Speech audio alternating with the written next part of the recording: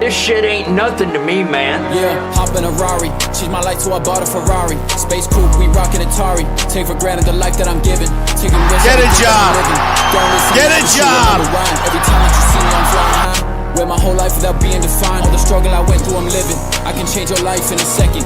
Needed time, so I bought me a big Behind me is one person from every country on earth. To me, man. This shit ain't nothing to me, man. This shit ain't nothing to me, man. Yeah.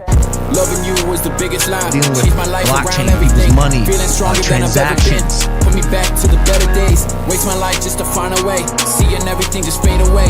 Risking everything to throw away. Sell my soul just to find a way.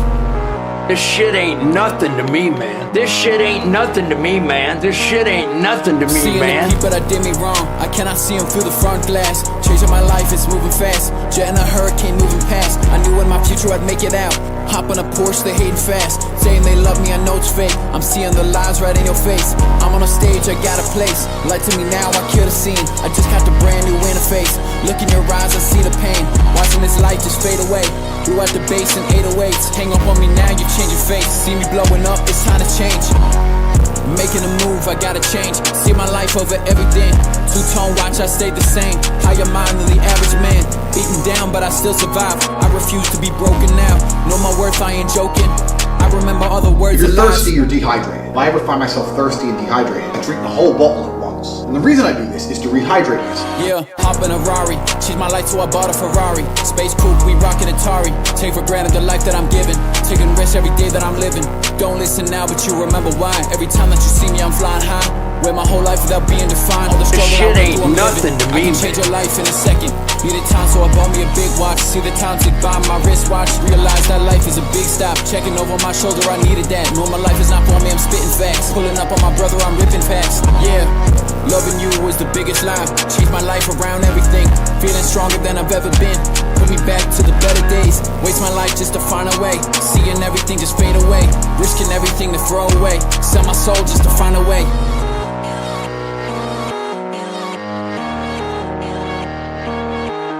This shit ain't nothing to me, man.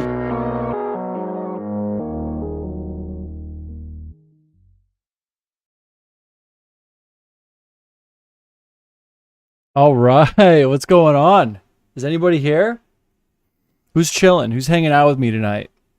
We're gonna go over some stuff. We're gonna give life advice. We're gonna check out some people that are looking in the worst place imaginable, random sections of the internet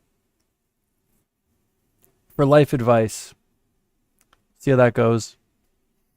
Be good. Hold on, let me just do that. That'll make me feel better. The thing that made me want to do this, my inspiration was this video. This video was my inspiration.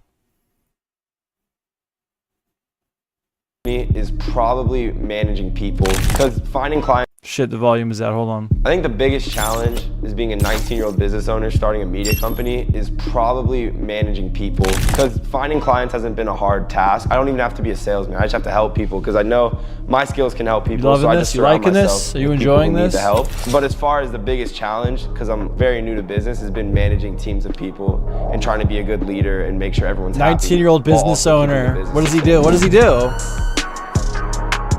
Oh, he runs a media company. Okay. All right, based. His YouTube channel has 206 subscribers.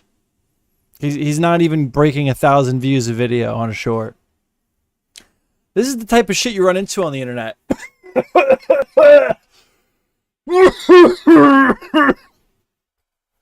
Fucking hard. God is literally punishing you.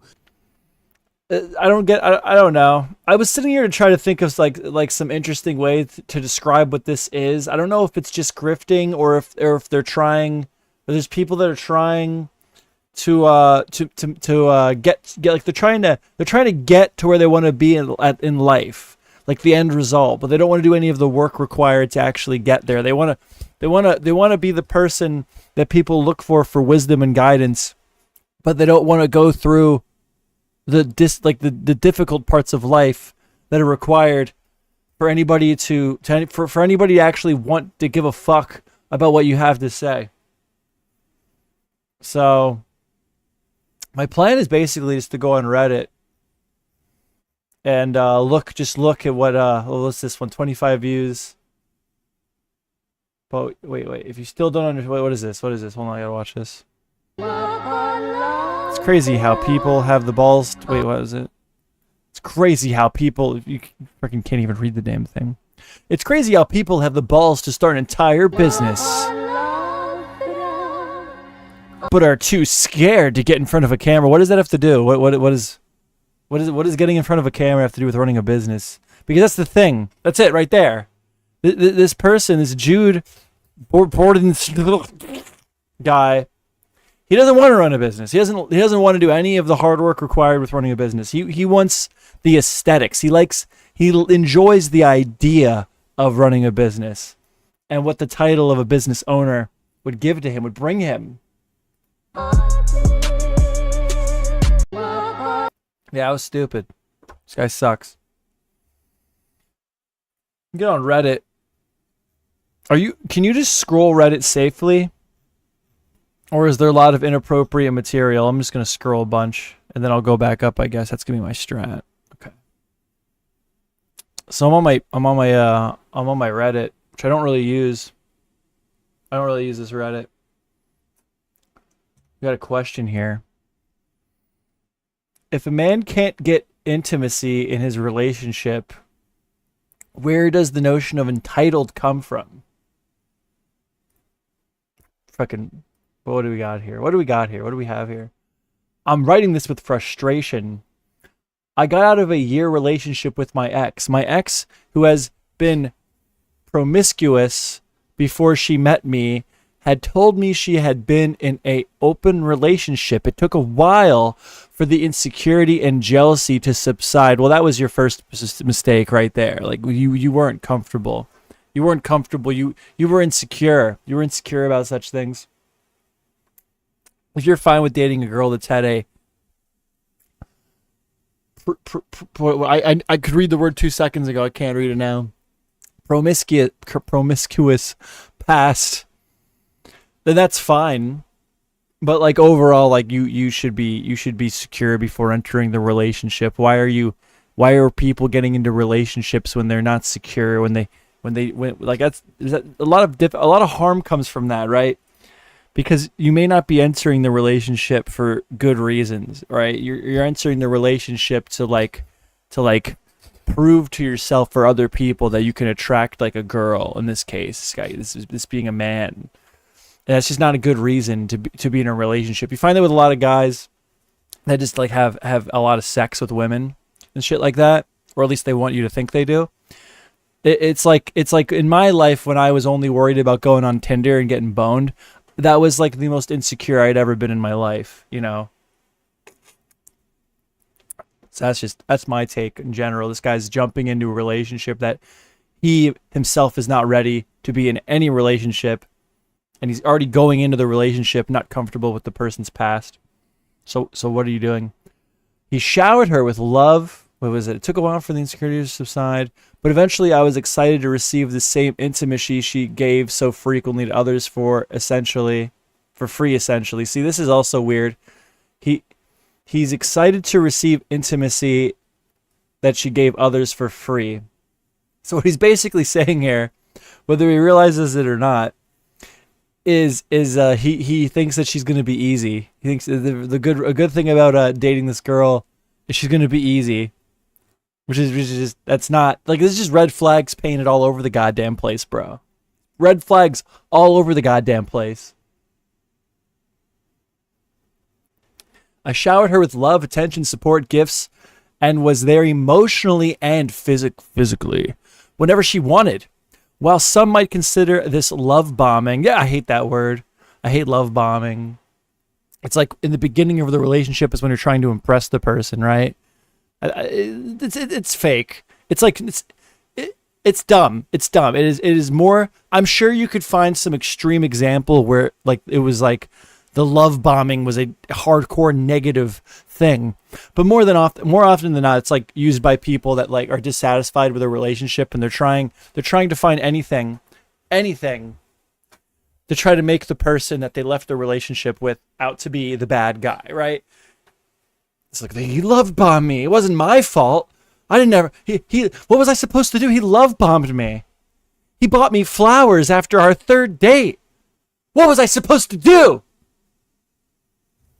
Stupid. It's like one of those more modern terms. Dumb. I showered her with love, attention, support, gifts, and was there emotionally and physically whenever she wanted. While some might consider this love bombing, I think I'm more than aware that it isn't. I agree, because she reciprocated that verbally, physically to a degree. It's like the honeymoon stage. But we had only be physically intimate 3 times in a year. That is not a big deal. Sex is overrated. Argue with me. Again, the only time in my life I was having a lot of sex is when I was like super insecure. I was trying to prove that I could do it. I could get bitches, bro. Not a good way to think. Not a good way to think at all. Nope. Not good. Not good. If you're identifying that you have this like I guess some people just really like sex, I suppose. But if you're finding yourself like always needing to brag and boast, and you're just trying to be in a relationship because you feel like it's what you need to do, it's like it's like a natural thing to do.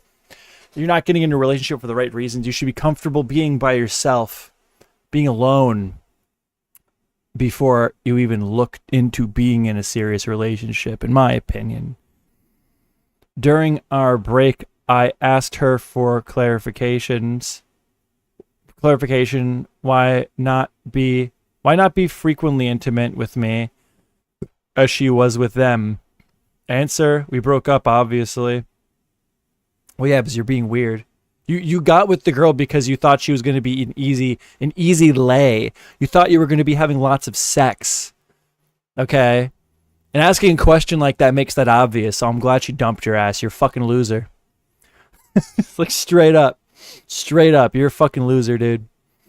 And that doesn't mean you're a bad person. You can fix this, but you're being a fucking loser. Knock it off. Knock it the fuck off. I see posts similar to mine. Wait, what is it? During our breakup, we broke up. But something's been bothering me. Yeah, that you should have regret. You should be feeling shame for your actions. What's wrong with you? What's wrong with you? You know you did something wrong. You're trying to identify it. You can feel it. Your spidey senses are tingling. I see posts similar to mine, men like me, below average. See, look, and this is the insecurity right here. This is exactly what I'm talking about. This guy just wants to go out and like fuck a girl and have a girlfriend that he can fuck all the time, because it's gonna make him feel more secure. Like he can satisfy a woman. He thinks that's gonna do something for him. And the thing is, if the people with low self-esteem, the people with low confidence, you know, there's a couple reasons you could have low confidence, right? But you know, the low confidence is going to put you into a social situation. You're going to be socially adept. You're not going to know how to engage with people in a social setting because your confidence is preventing you from getting that experience to become socially aware. And that's just going to make it harder for you to meet these goals that you've placed upon yourself, because you think they're going to fix some deep problem with you. And in reality, you should be spending time alone and trying to build your confidence with like working out, going to the gym, maybe getting good at something. Get good at something. Go get a skill. Make some fucking money. Make bank, you know? Then worry about the relationship. If you're doing good in life and you're just killing it, if you're just fucking killing it, genuinely just killing it for yourself, and you're a secure person, well-adjusted person, which are things that come in time, you're going to find somebody. You're going to meet someone eventually. There's no need to rush things. Who's never really experienced... Wait, was it? But something's bothering me. I see posts similar to mine. Men like me, below average men who've never really experienced adult intimacy, healthy intimacy, genuine desire, they want from a female romantic partner. Yeah, because what Reddit is like a bunch of incels, right? That's like what Reddit is, right? They all like, I don't know, they all think they're like, they think that their just brains are just so big. They got big brains. That's why they sit on Reddit and type out paragraphs about Guys, why did my girlfriend dump me after I bitched at her for not having enough sex? Hey, after I told my girlfriend, hey, you were a fucking slut before we started dating, what happened? That was kind of what the deal was. That was kind of why I was interested. Why? And then they go, why'd she dump me? Why'd she dump me for that? If I can't get intimate, wait, was it? So genuine question, we're vilified because, yeah, you literally are. We're vilified because people assume we're entitled. You are entitled. You are entitled. Everything about this oozes entitlement. You feel like you're entitled to be with someone who's going to bang you all the time. You feel like you're entitled to be with someone. What are you doing? What effort did you put into the intimacy and the relationship? It was something that you were worried about. Why do you feel like you're entitled to this intimacy to begin with? You are extremely entitled. You are humongously entitled. Why do you feel like you're entitled to instant gratification in your relationship, to dwell your insecurities? So a genuine question, if I can't get intimacy in my own relationship and it's so frustrating that even when communicating with my partner led to nowhere, why is there this notion that men like me are entitled? Because you're looking for, you felt like in this relationship you were entitled to sex with this person because she was loose, she was easy to get to in the past, right? And then you're also dissatisfied with how much sex you're having in the relationship, which is also you feel entitled. You literally feel entitled to more sex, and the fact that you're not getting enough sex is a problem for you. These two things by themselves are very, very entitled, and you were lucky enough to get with someone. You were lucky enough to find someone willing to tolerate your fucking face, right? And then you blew it. You blew it because you had to push the barrier. You had to ask them. You had to be like, why are we not having enough sex? I need more sex, please. That's the problem. And the whole thing, you felt like you were entitled to the relationship, and you felt like you were entitled to the relationship going the way that you expected it to go. You were entitled to the sex because other people had received the sex. You know, maybe this girl was ready to clean up.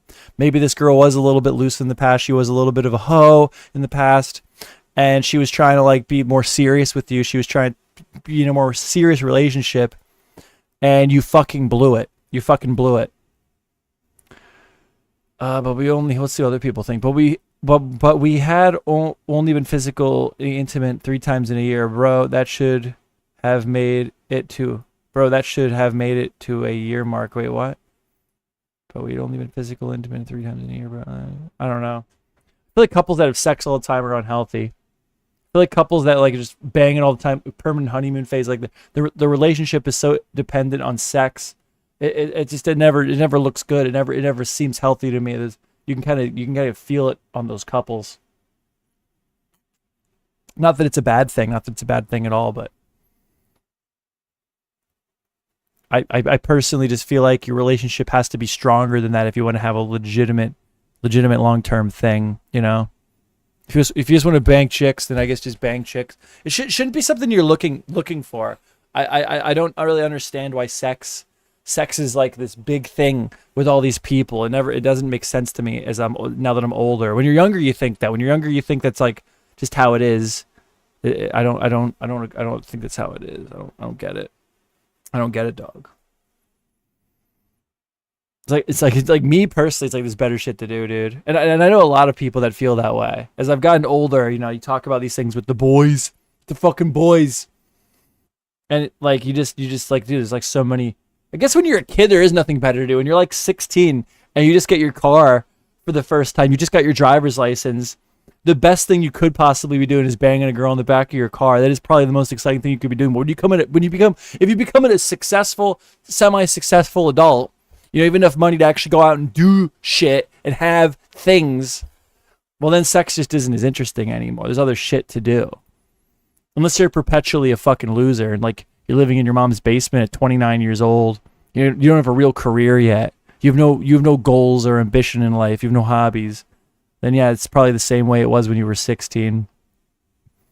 This person's a female. Bulbasaur is a female. Let's see what they had to say. I would say the difference is that they already had sex. Wanting to wait to have sex is different than already having sex, then stopping. I think a lot of people would be understanding of wanting to wait more than 3 weeks if you're getting along otherwise. This is how guys should deal with it. Assuming you communicated, were clear, respectful, and ended it in a mature way. This is good. I don't know. This guy's got this is you are. That is the term. People, you probably ran this by someone, they called you entitled. That's the best way to summarize it. You're entitled. You feel entitled to all these things. You're clearly very insecure. You even call yourself here a below average man. Well, how about you fix this? Fix the below. And if you really think that you're currently below average as a man, right? If you truly believe that, then what kind of girls do you expect to attract? Like, how about we fix the below average man thing? Whatever the fuck's going on there, whether it be a confidence issue or lifestyle choices, let's fix the below average man thing and circle back to it in 6 months, dude. All right. We'll circle back in 6 months and see how we feel about life and dating. But let's fix that first. Let's think deeply what made us type out, I am a low value man. Let's think deeply about that. Let's talk about what we can truly do to fix that. And let's circle back in like 6 months. Okay? Okay, Mano Steel? I know you're watching. I know you're watching me. I'm the number one streamer. You're watching me. I know it. What else do we got here? Commercial pilots, what happened to us? We don't want to see that. Oh. I thought this was r/askmen. What's your Reddit thing that makes your blood boil? Dude, if you're that invested in Reddit, just, what is it? No. No, we're not going down that road. What's your Reddit thing? What's your Reddit thing, dude? Run. Run. Run away. What's the time you told your boss? Absolutely fuck not. Ooh. You know, there's a bunch of stories here that never happened. What's the time you told your boss? Absolutely fucking not. Dude, I know this is an advice stream, but I gotta read these. You know this is a bunch of nonsense here. There's a bunch of fake bullshit here. Some shower thoughts brought to fruition through the power of Reddit.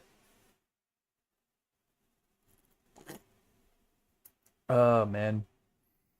Sketchy shit has been done all the time throughout my career, but I've always refused to improvise when it comes to electricity.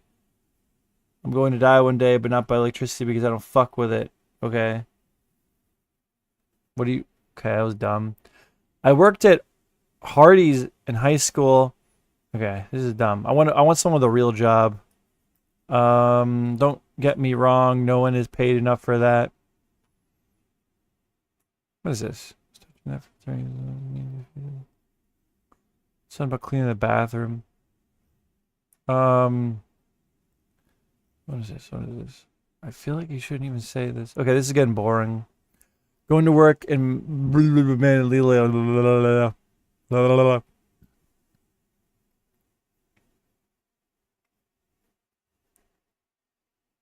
this one will be good. This is it. This is the one that's probably not real. Oh, I was an auto tech. Fuck that one. I want to read this one.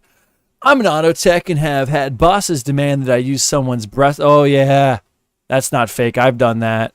And I was thinking about this just recently the other day.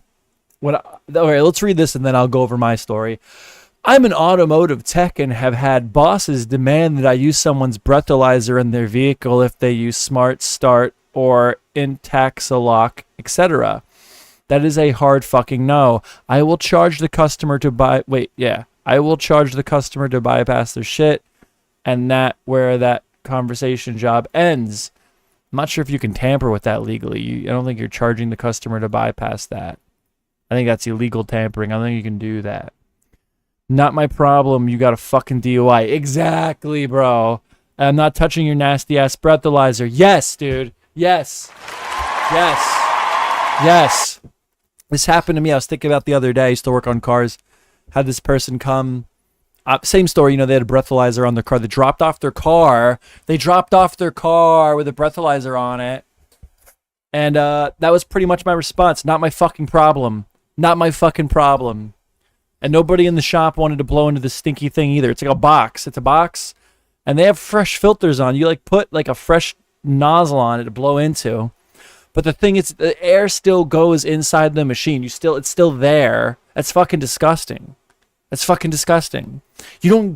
DUI. You have a breathalyzer on your car. You don't get the fucking privilege of dropping your car off at your leisure. at your leisure. You're going to plan it on a Saturday, a day you have off. You're going to have to fucking sit there and you're going to have to blow the breathalyzer for me so I can run your car through emissions, okay? And that's the end of it. But I remember they were trying to get me to do it.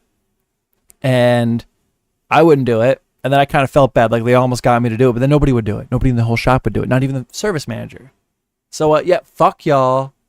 Fuck y'all for even trying to get me to do it. Clearly you weren't down for the cause. Because the kid's mom had to come in and blow it. And then you know what? I actually will sympathize, because now that I'm remembering this all, the mom said, whether she lied or not, because people just lie all the time. You'll learn that in life. You learn that everyone's a fucking liar. Not everyone, but a lot of people just lie about dumb shit. They're like, I'm not a liar. And they lie about like the dumbest shit imaginable. But like this could have been a lie. Like the kid is a DUI and she's like embarrassed, so she has to tell me that it wasn't even for alcohol. It was for weed. Which is pretty fucking dumb. Because in the state that I live in, you don't even have to be accurate, like high. What the fuck was that? My cat just jumped off something. You don't have to be high at the moment. If you like get brought in for a blood test and you find marijuana in your system, it's a DUI, which is insane. That's insane.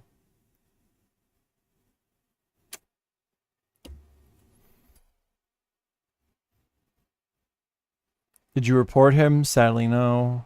Literally a fire in the building, and GM wanted me to stay and figure out how to turn on the emergency measure message for the customer service number. Looked out the window and saw the entire building. I don't know. Company-owned fire control. Okay, these are not what we were here for. Let's get out of here. What's something you secretly enjoy doing that most people wouldn't expect from you as a guy?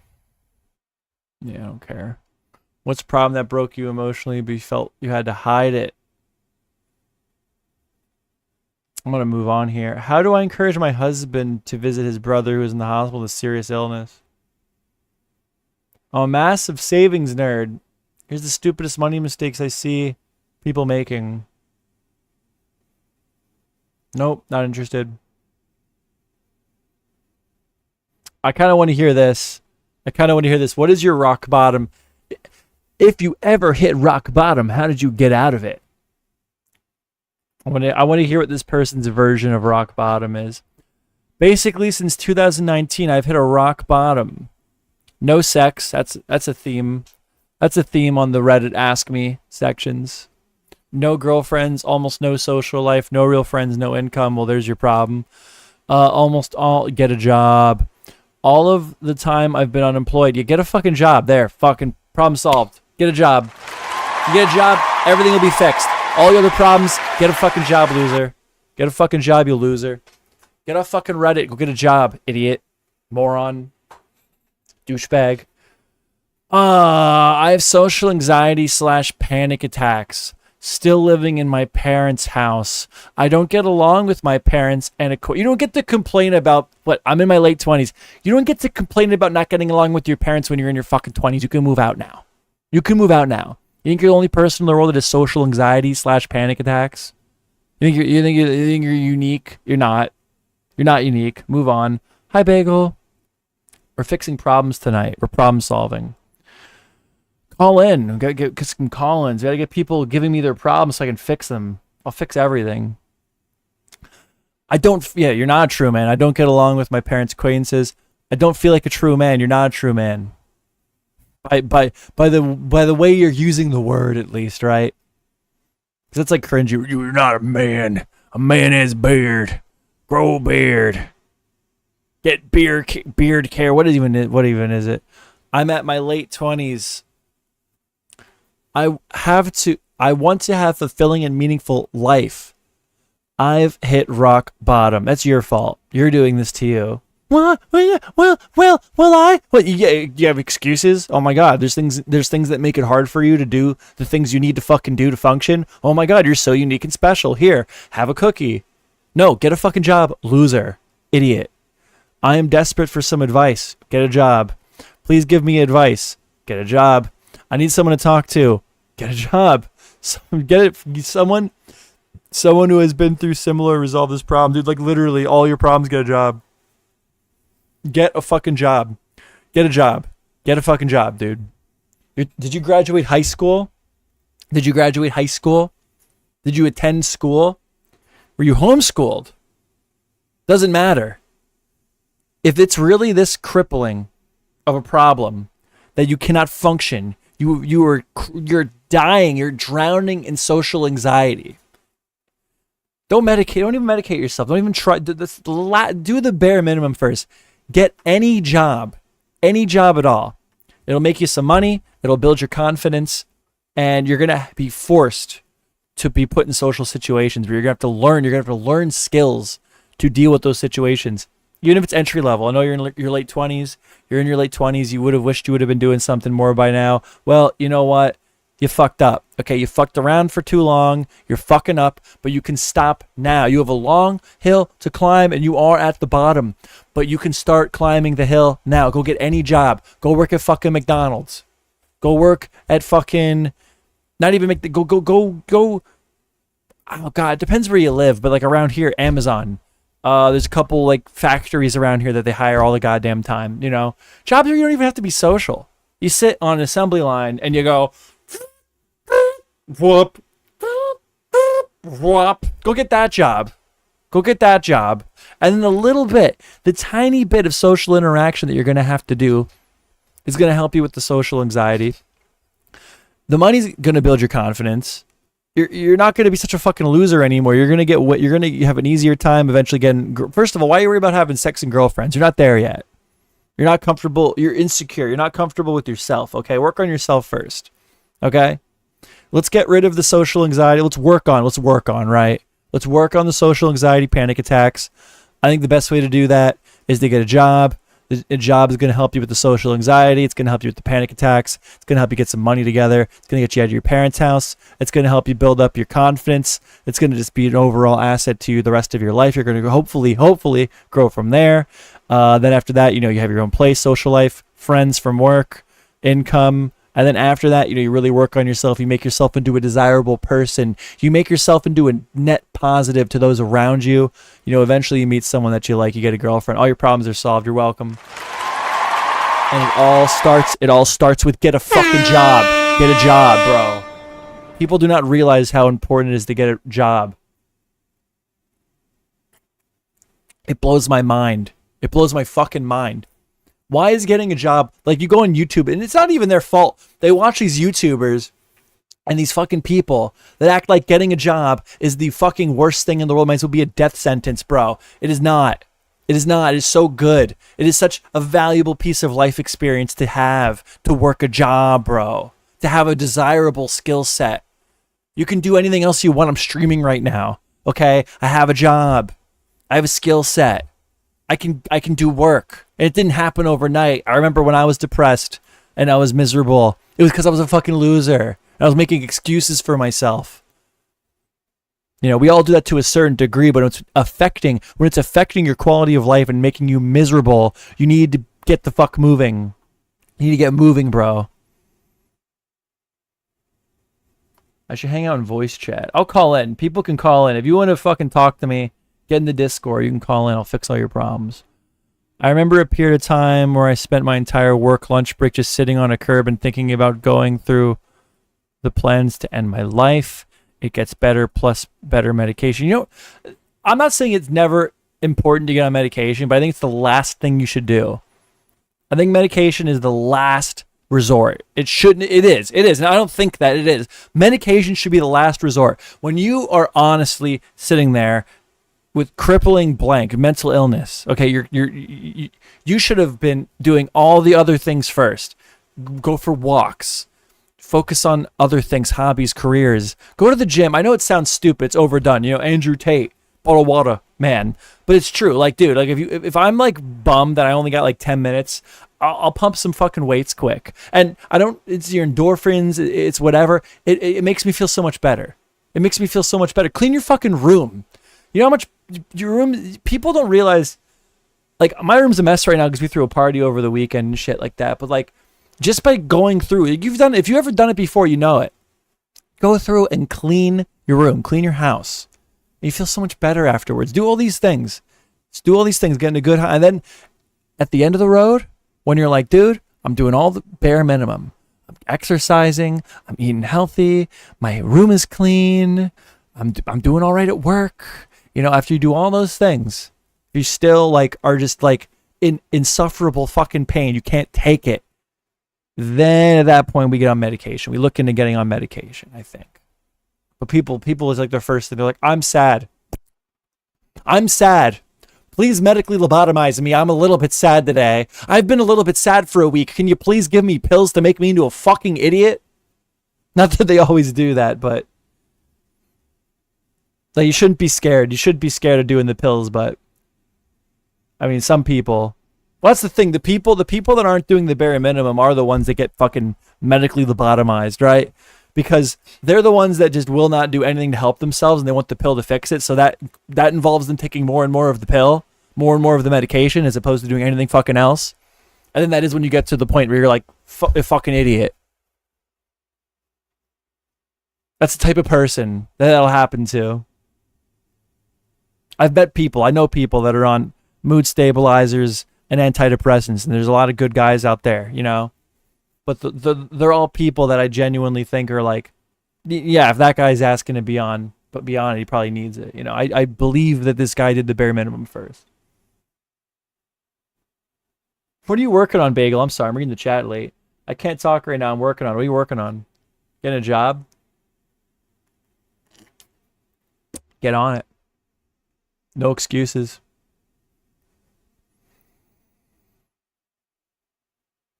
All right, I want more like simple stuff. I want more like relationship, job advice, career advice, money advice. I want the guy who is like, I'm never going to get anywhere. I'm going to be stuck in my mom's basement forever. And I want to show them how easy it is, genuinely how easy it is truly to get out of that situation and fucking do well for yourself. I want that.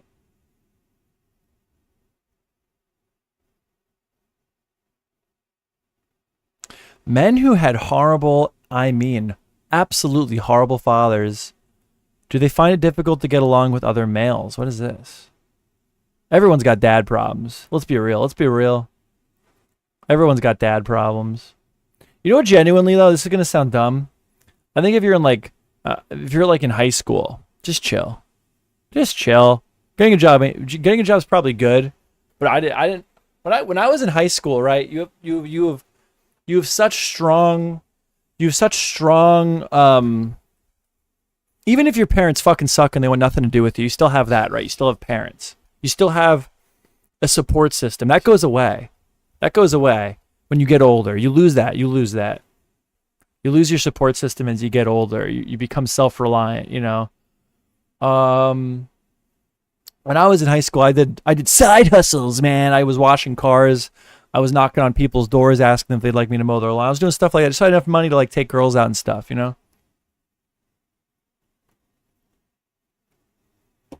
You know, but if you got goals, I mean, you know, it ain't a bad thing to get like a job. Not at all. I think you're probably better off playing sports or some shit though. Because you only get to be a kid once. You only get to be young once. Then you get older and, you know, it is hard, right? There are things get harder, but not impossible. Very doable. I'd rather be now. I'd rather be in the now than then. I'll tell you that much. But you know, each stage of your life does have good things about it. All right, you get older, you get sad about getting older. I'm gonna be 30 soon. I wouldn't go back for anything. I would not go back to any period of my life before where I'm at now for anything. I'm very, very, very, very happy. Not that I wouldn't want more, not that I don't have other goals in mind, but I'm very, very, very happy where I'm at now. You know, for different reasons, right? You think about when you were a kid, and you're like, yeah, that was cool for when I was a kid, but now I'm an adult. Now I have fast cars and motorcycles. All right, men who had absolutely horrible father, do they find it difficult to get along with other males? Men who had horrible, okay, do they have a prejudice? But this person is asking, do you find yourself having a prejudice to other men because your dad was mean to you and made you wash the dishes sometimes. I don't know if that's it, but that's what I'm getting from this. That's what I'm reading. I'm reading my daddy made me help him do the oil change once. So now I hate all men. Okay. The men I knew growing up were beyond atrocious. Lots of violence, drug abuse, torment, etc. I hated that I was a man for a long time. Huh. I was afraid I'd be like them. I was afraid of I was afraid of or suspicious of other men. Then I spent 10 years working really hard to heal all my trauma. All right, they did something. They did something. They identified a problem and sought out to fix it, it looks like. And sought out friendships with other men who were also working on themselves. This isn't bad, right? If you're like genuinely feeling that you're prejudiced towards men, it's good that this person was able to identify it's not normal and seek to remedy the situation. Yep, my dad made me go do dishes. He's mean. Yeah, dude, your dad is abusive. You should call CPS. Doing dishes. Dad, I wish my dad would have made me do chores. Is that a weird thing to say? I didn't have chores growing up, really. I really didn't. I had to take our dog out. And my dad, I don't want to talk too much about my dad. My dad's a funny guy. He's an interesting guy. He wanted me to be cool. He was very growing up. I think he was very worried about me being cool. I had to be cool. He wanted a cool son. I hated that I was a man. Okay, so now I got lots of fear. So you got tons of male friends now. He doesn't have a fear of men anymore. Well, that's good.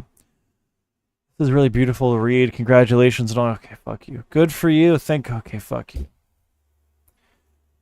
Yes, it affects my friends, my romantic partners, and my self-esteem. Still trying to recover. 54 male. Okay, you're past the recover stage, dude. You gotta stiffen up that upper lip a little bit, dude. Yeah. No. We should be over by the time we're 54, dude. You fucking what? You move out of your parents' fucking basement at 40? What? Dude, no. Somebody's a victim. Somebody's a victim. Somebody likes to be a victim here. My father certainly fits the bill. Always yelling, screaming, and hitting me. My mother, my little sister. Okay, I don't need to read this. Fucking trauma. Definitely mess with how you relate to other guys. Yeah, I don't know. I guess the moral of the story here is this person, my advice would be what they did, right? It's like, okay, if you really feel like you're afraid of men, it's not normal.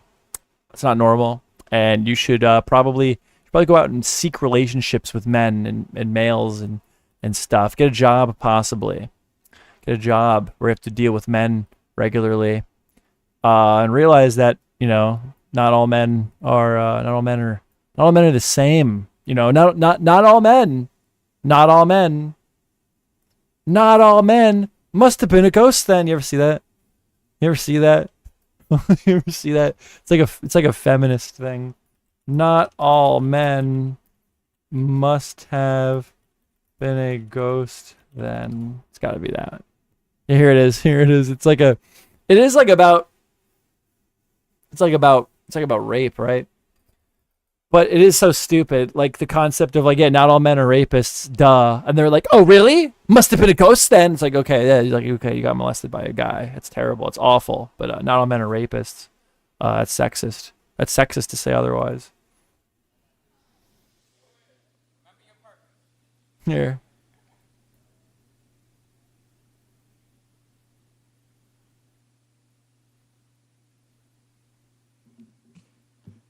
Knock, knock. Who's there? Rape joke. Rape joke? Rape joke who? Rape joke who's not fucking funny. Don't worry, we're good victims. We won't cry too loud or demand your attention. This is. I was in the Discord. I think somebody asked me a question or advice for something, and I was like, sign up for theater. But if you do theater, make sure you also do like some type of competitive sport or activity with that, because if you don't, you turn into this. You get this theater kid, this undeserved confidence, this like I don't know what it is. I think they teach you this when you're in theater, because it's like, no, just don't worry about the audience. No, worry about the audience. Worry about the audience. If they're not responding positively, you're not doing a good job. Okay? Just because your mom clapped doesn't mean shit. Okay? This is what you get. This is what you get. Right? You should want the audience to like what you're doing, right?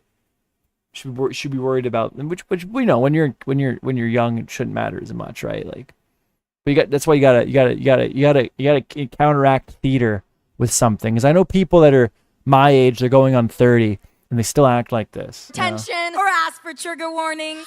Men like to use the excuse, boys get raped too, When they hear women talking about their personal experiences. First, boys get raped should be its own sentence. If you're only acknowledging their trauma to silence female survivors, then you're a scumbag. Second, all the male survivors we know would kick your teeth in for saying that. And your friends who aren't survivors can't sympathize with you. I mean, obviously rape is bad, right? It's what makes this so cringe. That's what made this go viral. It's like, yeah, rape's bad. No shit. Yo, dislikes are disabled by owner. Fucking beast. Beast, bro.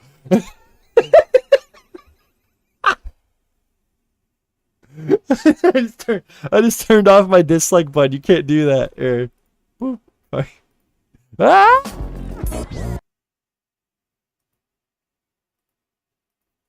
Female survivors. Not only, and also this is like very sexist, right? It is not right. It is. This is extremely sexist. Where does they say Then you're it? a scumbag. Second, all the male survivors we know would kick their sympathy. It sounds like someone catcalled me once, so I totally guys who write poems. They'll hold your hand in court and are growing in the shadows under.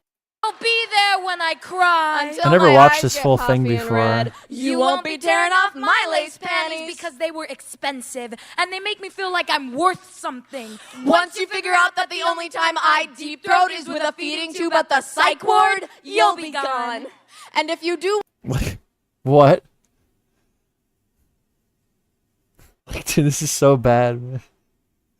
Like now they're like, I'm fucking crazy. I'm fucking crazy. When you realize how fucking nuts I am, you won't be into me anymore. Like, what are you trying to get across with this? It's so snarky. It's so snarky. It's so snarky. you want a healing relationship, how do you talk about it when the language is rooting against you? I've got anxiety. Like they don't get it, right? depression, Like they don't get PTSD. it. Like the whole thing is based off rape is bad, which is like a like no shit concept, right? But they try to make it into this like personal, very, very personal issue for them, which hopefully they were not molested. But regardless of that, like, where is it? I want to get to the part that is like just genuinely straight sexism. What's up, Dave Women Jones? are constantly threatened by rape. What does that make us? Hold on, Belissa. I'm turning into a statistic! Holy pepper spray, Batman! We went through our moon goddess phase in 7th grade. Humor helps trauma. We just want to know that you're laughing with us. We can joke about it because it's ours to joke about. Similar to how our bruises are ours to poke at. Yeah, this is not good. And you can't say that, right? You can't judge this for like being out of touch. Of course, out of touch is fucking children, right? Ghost. Where's the part? Here it is. Here. This is the part just blatantly fucking sexist. They go, what is it? Real men don't rape. Must have been a ghost then. It's like, so it's like, oh, like taking the concept of somebody saying like a real man, like being used in a positive sense, doesn't rape. It's like literally a man-on-man disparagement towards a man who would rape someone. It's like a negative thing. And they're like taking it as this thing that men are using actually to defend rape. To me as a slut ever. Real men don't rape. Oh shit, must have been a ghost then. Consent is sexy. Lingerie is sexy. Yeah, like that. Like the whole reason you would say like real men don't rape is to say that men who do that are bad. and they like try to twist it into this thing where it's something that men use to like say like men don't do it at all. Like it's not a thing that happens. Like it's disparaging to their cause. And that couldn't be further than the truth. So yeah, I don't know.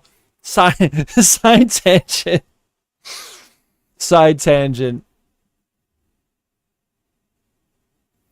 I don't have problems. Dave Jones, you're my only problem. You're a fucking problem. Let's move on to the next subreddit. This is a good one. Relationship advice. How do I, male, 28, get my girlfriend, female, 26, to stop saying a big spike goes through your head? What? A few weeks ago, my girlfriend started saying a spike goes through your head anytime I say something that annoys her. It was a funny joke at first, but it started to happen increasingly. I feel like you're just both extremely immature. It's like a D&D reference, right? It's like a board game reference. President Donald John Trump. How do you win? How does Donald Trump win the election? I think that you going to McDonald's is pretty based and epic and cool. I think that was pretty epic. I think if I were you, I would keep doing the live streaming circuit. It was even my grandmother was like, hey, I heard that Donald Trump was hanging out with some Twitch streamers. I think that's like a real untapped area for politics. And I think that Kamala Harris is just trying to play catch up on that front, and she's just not funny. She's not funny. She's not entertaining to listen to, speak. You are. Despite where we may disagree politically and whether or not I want you to be the next president or not, which I will not disclose, I think that your biggest strengths are you can work a crowd extremely well, and you do a very good job of just being overall entertaining. And I think as long as you can play through with those, your strengths, you're going to continue to do well. And I think a very good way to perform and to take advantage, to capitalize on those strengths, is to hop in with these famous live streamers that they know how to go viral. They know how to make a clip go viral. And if you can put yourself out there and continue to just be entertaining and funny and just be Donald Trump, you know, take this as a good thing or a bad thing, the living meme, right? I think it's going to have positive effects on your statistics for the election. President Donald John Trump. Thank you for checking out the stream. Yeah, man, that's it. That's what you got to do. That's it. Yeah, so I would keep doing. I'll bump into some live streams, go with Aiden Ross. Confront Destiny. Confront Destiny, and just troll him the whole time. That'd be funny. Just be like, I don't listen. You're a beta male. You drink Soylent. You drink Soylent. I don't listen. Listen, I gave you the time to talk to Donnie. Okay, I gave you the time to talk to Donnie. But at the end of the day, listen, Destiny. It's a woman's name and you drink Soylent. Okay? And then you just hang up on him. That'd be pretty funny. That'd be pretty funny if you did that. Call Hassan Piker out for hanging out with terrorists and shit. See? All these things. Play to your strengths. Work a crowd. Stage presence. Do some live streams. I don't have a Donald Trump on my sound. I have Hassan. God is literally punishing you. I don't have that on my soundboard anymore. I lost it. They took it away from me. They're going against Trump. They're going against Trump. Yeah, man. Oh, wait, what is this?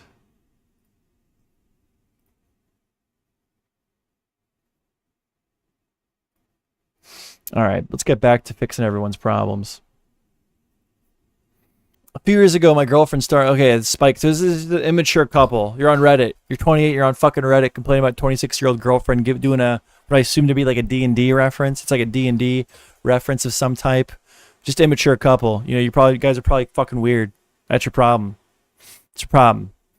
Anytime I say something that annoys her, it was a funny joke at first, but it started to happen increasingly often. It's usually when I make a mild or innocuous joke, and she'll just shrug and say, "A big spike goes through." So you're being funny with your girlfriend. You're making jokes, and you think your humor is based and cool, and then she has her humor, which is this spike joke, and you get mad by it. You get mad. Well, it must be a pretty good joke, and you're just a bitch.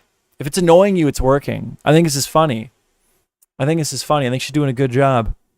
I never know what to say back to her. Yeah, because you're not funny. You probably like make a dumb joke. You're probably like, what is this? A mild or innocuous joke, and she'll shrug and say a big spike goes, yeah, you're being fucking cringe. You're being cringe. And your girl is throwing some fucking D&D board game reference at your fucking brain. Okay? And you're just like, you have nothing to say back. Okay? Because you probably got like the same 6 fucking jokes, and your girlfriend's sick of you. I never know what to say back to her because you're not talented or creative or funny. Whether to joke along or to tell her seriously that I'd like her to stop saying it, you're a bitch. You are a bitch. Here's the solution. Ignore what she's saying. I mean, that's one way. I think there's underlying issues there, though. I think they're just both immature. And this guy, I think the girl's probably smarter than him. And, you know, he can't compete. He can't hold up a conversation with her when she's joking around. It's all about him. He has to be the center of attention. He has to be saying the jokes. He has to be the funny one. And she just has to be the audience. She's sick of it. And she has this little Dungeons and Dragons reference of a joke here. And he doesn't know how to deal with that. He's upset by it. He's supposed to be the funny. I'm the funny one in the relationship. He doesn't like it.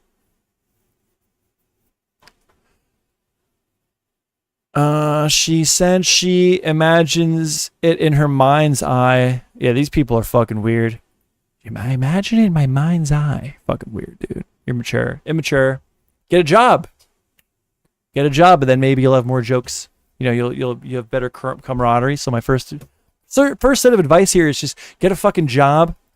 If you're not working at least minimum 40 hours a week, you're not working. It's not a job. You have a hobby. Look at this guy. He's like trying to make this girl out like she's a psychopath now. That's literally what he's doing. She has this like funny joke. It's like a spike goes through your head. You know, this D&D joke. And now he's like taking it to a point where like, well, actually, she said she imagines it in her mind's eye. Like in the second Conjuring movie with Laura Warren has a vision of her husband's death, and she's impaled by a big spike. This part, she's not a violent person, and obviously meant as a joke, but it's becoming increasingly frustrating. Like yeah, you try to like throw a lick at her, like she's actually a psychopath. She's picturing me getting a spike through my head. You're a fucking loser, dude. You're a fucking loser. It's gotten to the point where I'm kind of afraid to talk a lot of the time. Yeah, because she shut you the fuck up because you won't shut up. You want to be the center of attention all the time. It's her turn. This is a woman's world, bitch. Move over. Okay? It's gotten to the point where I'm kind of afraid to talk a lot of the time, and I've started keeping my opinions to myself. Yeah, she put you in line. She's gonna keep saying it. She's like, damn, this is actually working. Next, he might get so annoyed with me, and he has to leave his Marvel Iron Man lair. You got like a basement. I imagine your basement is full of Marvel Iron Man references, Deadpool references. You're too stupid to run a PC, so you play your video games on a console and have a big table in the living room that's really not set up properly. It's a pretty dated living room, probably renting. You probably have a decent living room that you're paying way too much to live in because you don't understand the concept of shopping for rent. You don't understand there's cheaper places to rent that you could actually afford, or you're paying for like nothing. You're in your mom's basement or something to that effect, and you're on some like extremely low class coffee table at 28 years old, sitting a hot cross on the floor. Yeah. What is it? I'm afraid to talk about. Keeping opinions and aware of myself together. In the case says it. We're not a couple that has fights or anything like that, and we're usually really communicative. But I feel like if I try to bring it up, she'll say a spike goes through your head and shrug it off like usual. Fucking face, dude. That'd be so funny. She recently started saying it around our friends too, and they all laugh. Dude, yeah, this guy's literally just mad, bro. He's literally pissed off. He's like, I'm supposed to be funny. My girlfriend's not funny. I'm funny. Because your friends are probably annoyed with you too, right? Your friends are all probably sick of you constantly attempting to be the center of attention with them. And your girlfriend's put in your fucking place and they all think it's great. She recently started saying it around her friends and they all laugh a lot when she does it. I try to laugh too, but it doesn't feel great. Oh my God. I wish I had my sad board. Yeah, fuck your daddy, fuck your mommy too. Yeah, he's a victim. This guy's a victim. This guy's vaguely trying to paint the story that this mild Dungeons and Dragons reference joke is actually a symptom of his girlfriend being abusive. Not only that, but abusive not only physically, right, through she imagines it in her mind's eye, but also emotionally. It doesn't make me feel good. Oh, quit being a bitch. Quit being a bitch is my advice. She recently started saying it around our friends too, and they all laugh a lot when she does it. I tried to laugh too, but it doesn't feel great, and it's starting to affect our relationship too. Yeah, because you're letting it affect your relationship because you're a bitch. I'm nervous to go to dinner with either of our parents in case she says it in front of them and they laugh too. What a fucking pussy, dude. They're going to make fun of me. My dad's not going to think I'm cool anymore. Oh my God, dude. This guy is... Dude, she needs to leave you. That's my advice. My advice is, girlfriend, dump his ass and run. Run far away. Run far, far away. She recently started saying around her friends, I'm nervous to go out to dinner with either of her parents in case she says it in front of them and they laugh too. I know I should take it in good humor, but it is really getting on top. It's really getting on top of me. So again, it's like funny because in a lot of these I can find that the person, when they are at fault, when they're not doing something correctly, when their behavior is causing their problems, they're kind of able to point it out. So I know I should take it in good humor. Work on that. Yeah, you should be taking this in good humor. This is just a joke. And, let's take some time to think about why we're not taking this the right way. Because we've identified we're not taking this the right way. We're taking this very hardly and personally, and we shouldn't be. And B, let's try to think about what we're saying that's provoking this response. Because if you're being fucking annoying, it sounds like you're being fucking annoying. It sounds like you're being fucking annoying, and your girlfriend's sick of your shit. You being just insufferable and annoying and saying dumb shit, trying to be funny, and she's come up with a way to counter that to you in a playful way. So let's think about our behavior here a little bit. Let's think about what we're doing to provoke this reaction that we don't like. But then on top of that, and more importantly, really, let's think about why we're not taking this the right way. We know we're not taking it the right way. We know we should be taking this in good humor. Let's try to think about why we're not. Okay, let's focus on those two things. Let's sit back. Let's just not play any music. Let's not go on YouTube. Let's go for a drive. Let's go for a walk. And let's meditate on, let's think on why we're not taking this the right way. And let's think on what's provoking this reaction that I don't like to begin with. Okay? Because you're probably being fucking annoying.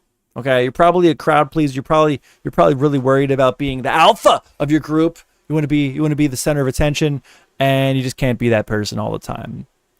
The story doesn't feel real. Probably not. Ooh, what happened? There you go.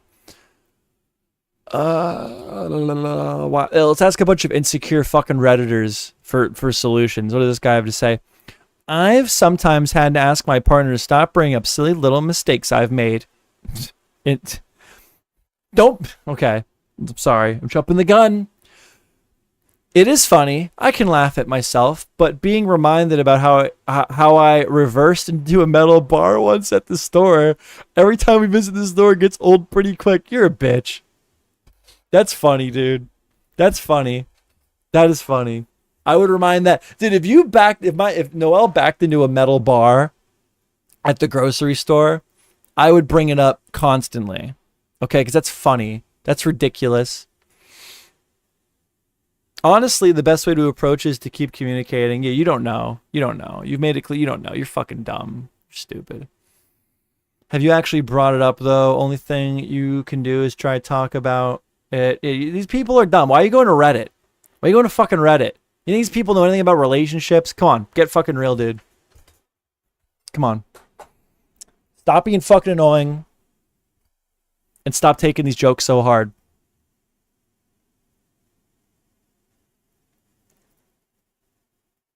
What? I'm my 18 male girlfriend, 18 female. What is this? My 18 male girlfriend, 18 female, is so much prettier and better off than me, yet she's the most loving person. So this is the male, 18, 18. Okay. Yet she's the most loving person ever to me. How do I stop feeling so insecure about myself? This is so fucking dumb. This is so dumb. You're not looking for answers to a problem. You're looking for sympathy. You're looking for sympathy. Oh, let's let him talk. Hello, folks. That's how I picture Redditors. Hello, folks. I'm going through a rough patch with my relationship. There's no denying it. I've always struggled with self-esteem issues. Oh, that's your first problem. Let's focus on that. Why do we focus on self-esteem issues? Why do we have self-esteem issues? Why are we not focusing on them? Why are we not trying out the basics? Why are we not maybe getting involved in the hobby? Why are we not getting, being just many things? Go to the gym. Go get a hobby. Go get good at something. Work towards something. Go get a skill. Acquire a skill. Okay? Do something. Don't just sit there and go, I have low self-esteem. Ha. Do something about it. Okay? I've had self-esteem issues since I was younger. I'm definitely a below average looking guy. Okay, fucking, I don't know. Go to the gym. Again, go to the gym. Go to the gym. We have self-esteem, confidence issues. I need to see that you're doing something about this. You're identifying an issue, but instead of thinking of ways to correct it, you're just like, well, this is just how it is. It's not just how it is. Okay, you can be an ugly motherfucker and have high self-esteem. Okay, and quite frankly, your average person, I think it's safe to say, I'm stealing this from Hassan Piker. I think he said it, but it's true. Most people can be a 7. A 7. Like if you're gonna rate looks on a 1 to 10 scale, most people can be a 7. Most people can be a 7. Are you trying? Are you trying? If that's something that's important to you, are you trying? That's another thing. Confidence is attractive. Like, what's better? What looks better when a man is balding? Okay, what looks better? Just letting it go. Just letting it go. Maybe you do something for it. Maybe you shave your head, but just letting it go or trying to hide it. Trying to hide it. Confidence is attractive. People, just in general, not just girls. People are drawn to true confidence. People are drawn to confidence. And confidence is a thing that you can try to fake, but people can tell when you're faking it. You need to truly do something to make you feel confident. Like I have like an issue with my chest. I have a concave chest. I have an inverted sternum. And I used to be very, very uncomfortable with taking off my shirt when I was in like middle school. And I just got over it. I just figured like, dude, this is just how it is. That's the other thing too though, right? I was getting girlfriends. Like I had girlfriends in high school. I was getting female attention, which helped me build my confidence. Not all people have that, right? Not all people have that, but then it's just got to be something else. That might be something harder to identify when you're a kid. The easy way then when you're a kid is you just like me, I got girls. I got attention from girls. I realized, well, I'm getting laid. It doesn't matter. I'm getting laid. It seems not to matter that my chest is inverted. That got me over it.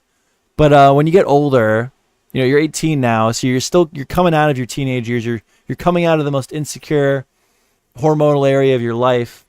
But as you get older, as you're 18 now, moving on, you need to start thinking about why are you so insecure, and what can we do to fix that? What can we do to try to assist that?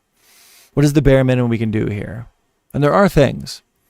Like I'm sure you haven't even had a real job yet. You're 18. Go get a real job.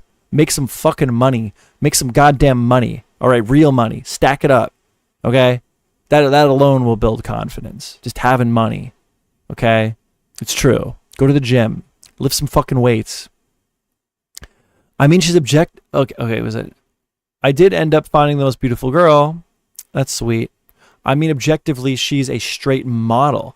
And me and her have been dating for the past year with no problem. She swears she loves me, and I really do love her too. Well, you're 18. Let's be real, okay? Like, when you're 18, the girl you're dating is probably not going to be the person you end up marrying. And it shouldn't be. I don't think it should be. Unless you make it. You make it a couple years, then maybe, but... Yeah, the world's bigger than your high school. You know, there's so many more people to meet in the world than the people in your high school. I'm filled with self-doubt because I know too well that she can do much better than me. I feel like you're just looking for sympathy, dude. I'm going to be real, but let's keep going. That I mean, I'm not all that special. Well, then become special. What do you think would make you special? Go learn to play guitar. Something. Do something. It hurts me to think that she goes through when people ask her, show me your boyfriend. She swears she thinks I'm cute, but I know I'm objectively not. That's a you have problems. You have problems. You need to focus on what makes you feel like you're so unattractive. You know, like the proof is in the pudding. That's like what I was saying, right? Like I was insecure about my chest, my inverted chest, and then I got girls. I got girls with the chest. Like, so then like that to me was like a big thing for confidence. It really was, where I was like, well, I'm getting girls consistently still, and I have this inverted chest. Clearly the chest does not fucking matter. And I was able to move on. You have this hot ass girlfriend. You're 18 years old. Clearly you're attractive, right? Like if you think she's attractive and she could do better, then like that just by itself is like something that you should reflect on, you know. But just in general, you need to focus on why you are feeling so insecure. You need to work on that. You need to work on that. Go make money.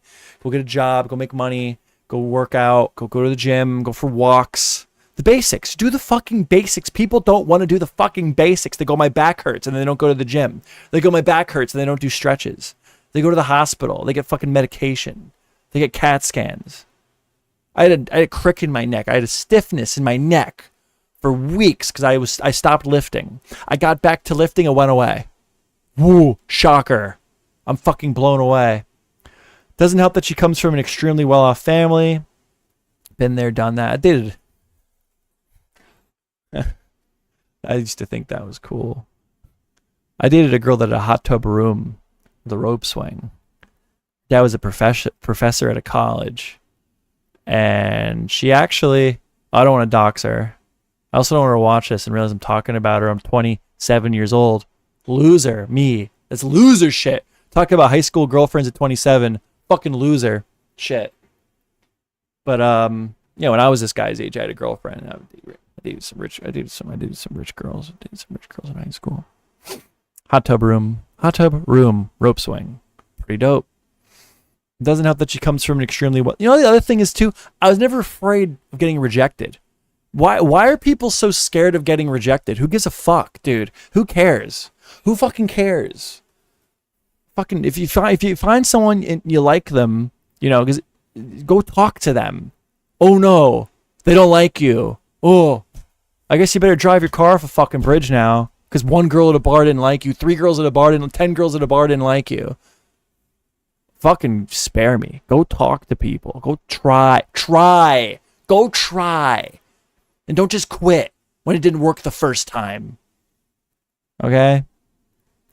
She thinks I'm cute, but I'm obviously not. It doesn't help that she comes from an extremely well-off family, which furthers my insecurity. We're both 18, and she swears she wants me to go long. She wants to go long term with me, but I really struggle to think why. Don't even worry about that. If it works out, it works out. Worry about you. You're at a stage of your life where you need to worry about you. Okay? If you're in this relationship and it's great and the greatest thing that ever happened to you, great. I hope it works out. Don't even worry about it. If it works out, it works out. If it doesn't, it doesn't. Focus on you. Go make some fucking money. Go to college. Do something. Don't make your whole life about your girl. Also, I must reiterate, she's been the most loving and ideal girlfriend ever throughout, never making me wait on texts. Ooh, why are you worried about that? Me and Noel, dude. Me and Noel, like, just send each other Snapchats every day. We don't even talk. Like, that's fine. That's fine, dude. Never making me wait on text, always telling me how much she appreciates me and how much she's attracted to me. The problem solely lies with me. It does, 100%. I really need help how to stop thinking like this. Well, if I didn't already go through it enough, you need to take these things that you're identifying as a problem and you need to work on them. You only can work on you, right? If you feel like you're not attractive, do something to make yourself not attractive. Go get jacked. Go to the gym like 3 times a week. Go get fucking yoked.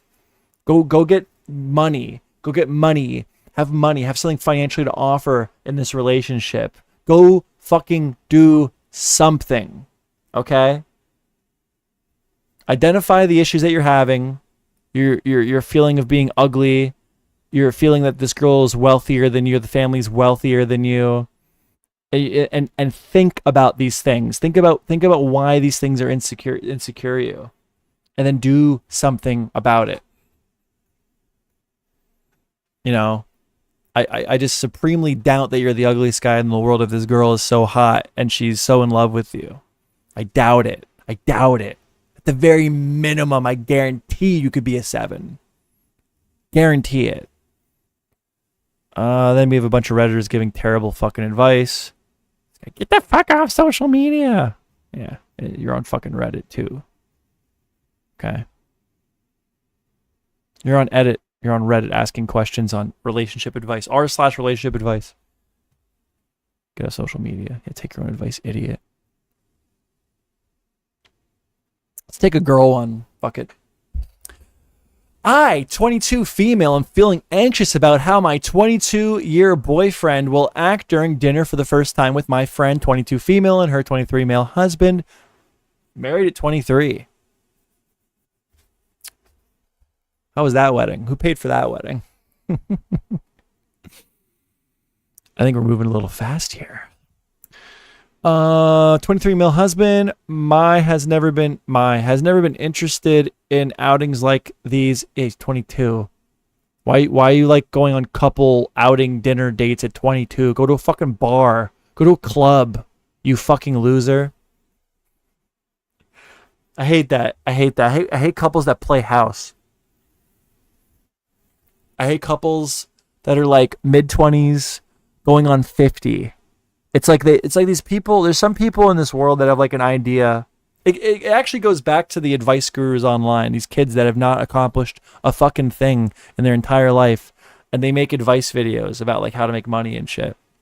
It's like maybe they look up to their parents, they have an idea of what they want to be, and instead of going through the stages of life that would bring them to that conclusion naturally, they're like 22 years old and they want to be 55, sitting on their deck with big old bellies, drinking beer with their 2 friends at their house.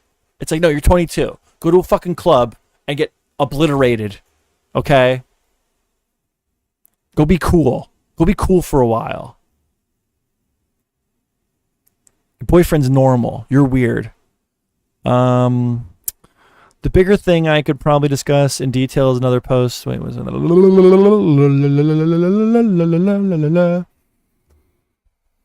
Where the fuck was I? Okay, my boyfriend is. We're just gonna start here. My boyfriend is reserved, not talkative, doesn't make the best first impression because he doesn't yap everyone's ear off like me.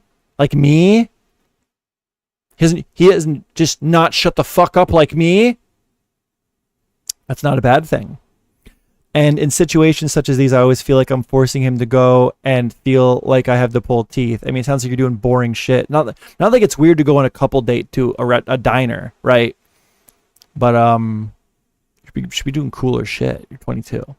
For him to open up, he only pops into his personality when I'm around his friends. Well, because he's more comfortable around his friends. You can't expect him to be as comfortable around your people as he is around his people. You just can't expect that. It's not weird. It's normal. Forced him to go and feel like I have to pull teeth. So for him to open up, he only pops into his personality when he's around his friends. And every once in a while, with family. Yeah, with his family. They spelled that weird. There have been multiple times at his family functions where he's completely quiet the entire time for hours. Okay, it doesn't have to be bad. Some people just enjoy just chilling, and I do that. I went to a club Went to this big club, and I can be both. I can dance, like I do it all, right? I went to this big club at the ocean, the shore, and I just kind of hung out and watched everybody because I was like taking in the moment. I was appreciative of the moment that I was in. I was at this crazy club, getting this unique life experience, and I just had this moment where I wanted to just hang out with Noelle by the bar and just take it all in, you know? Not a bad thing. Not everybody has to be a talker like me all the time. Every once in a while, with his family, multiple times, they just engage in conversation vibes at all. It feels like I'm the one hanging out with his family instead. You're overthinking this. You're overthinking this. You both don't have to. Why does anyone have to, like, you're just chilling, bro. Just chill. He's very quiet and rarely talks. Many times he just simply looks uncomfortable and ready to leave, which I'll give him credit because my family speaks mostly not English. Well, yeah, we can't even talk to your family. They don't speak fucking English. They don't even speak the same language. Why are you so quiet? They don't speak fucking English, darling. What do you want me to do? Drink, you give me drink.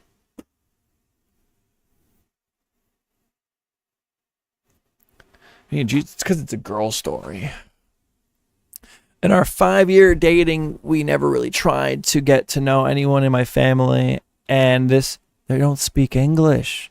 They speak different languages. What do you want them to fucking do? They don't speak the same language. They can't fucking talk. You don't even try to get to know them. They don't speak fucking English, darling. They don't speak my language, literally. What do you want from me? You want me to go fucking take Spanish class for them? What the fuck, dude? Anyone in my family is affected his relationship with my family, and more important is I'm a very family-oriented person. He really isn't, and I believe that's due to his difficult upbringing. Oh, no. The same is true around my friends. The few times they have come over, he always said his respectful hellos and moves on to do his things in other parts of the apartment completely. For the most part, he has been respectful. You're just asking too much from this guy. You're just expecting too much. You're entitled. You feel like you're entitled for him to behave exactly how you want him to behave when you want him to behave that way. Like, what do you want him to do about your parents? They don't speak fucking English. You don't even try to get to know them. I would love to be in the room. I would love to be a fly on the wall in that room when you have the confrontation with this boy about how he doesn't even try to get to know your family when your family don't even speak the fucking same language as him, dude. What do you want? What do you want him to do? You want to go take a fucking Spanish class for your family? No. The same is true about my friends. He does the same thing with your friends. Dude, I don't know. I'm halfway through this. You're entitled. You're expecting too much out of this man. This man is just living his life. He's doing his thing. He's content. And you're just like, no, I want this out of you. And you're just not going to get that, you know. The type of person he is the type of person he is. And if you're not happy with that, then that's on you. That's a you problem, you know. You've been dating him for 5 years. You don't know how your boyfriend acts yet? Come on. Let's be real for a second.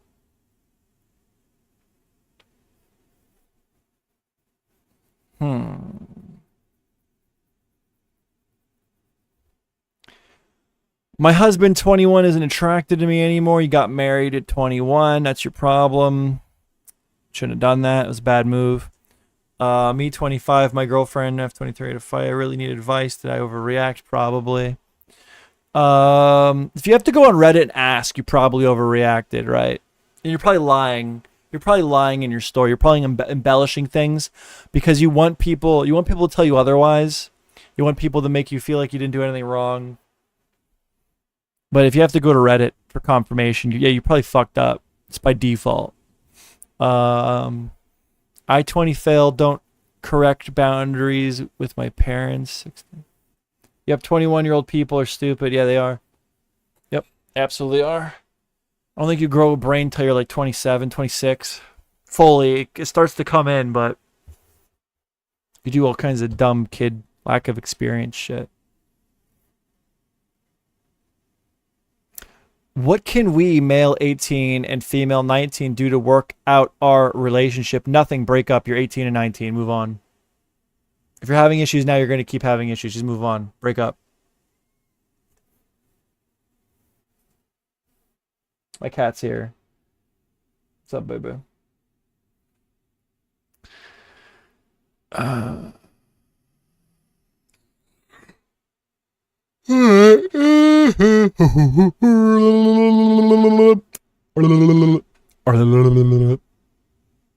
I, 30 female, am struggling to feel loved by my fiance. You're 30 on Reddit. Stop doing that.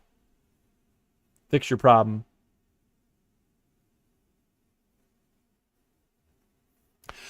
Did my girlfriend cheat and should I leave her? Yeah, probably. Yeah.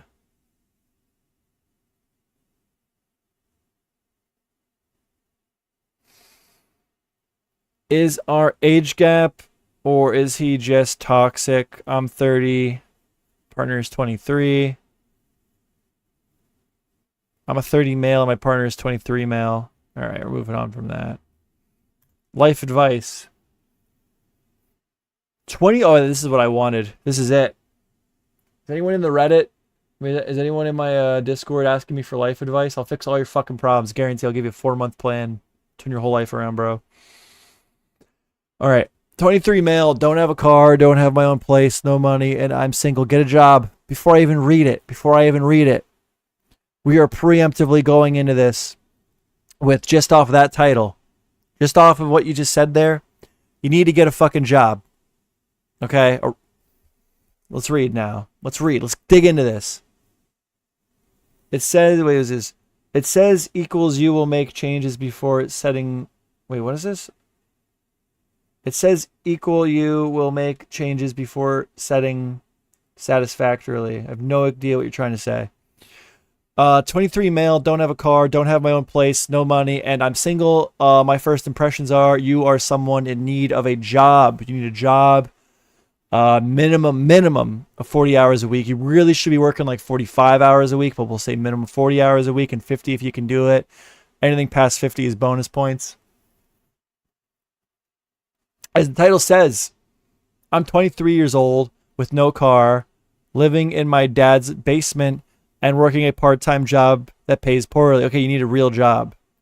And don't lie to me. Don't lie to me. Okay? You can get a better job. You can, just by going full-time, you will be making more money. Okay? So you needed to get a real job. Sorry. That's going to be it, right? We'll read the rest, but like that's going to be the whole problem. Is this person needs to go fucking work. Oh, that's what my fortune cookie said. Okay, bait. Read the post first, Joe. What post? What post? What? Is there something in the Discord? What?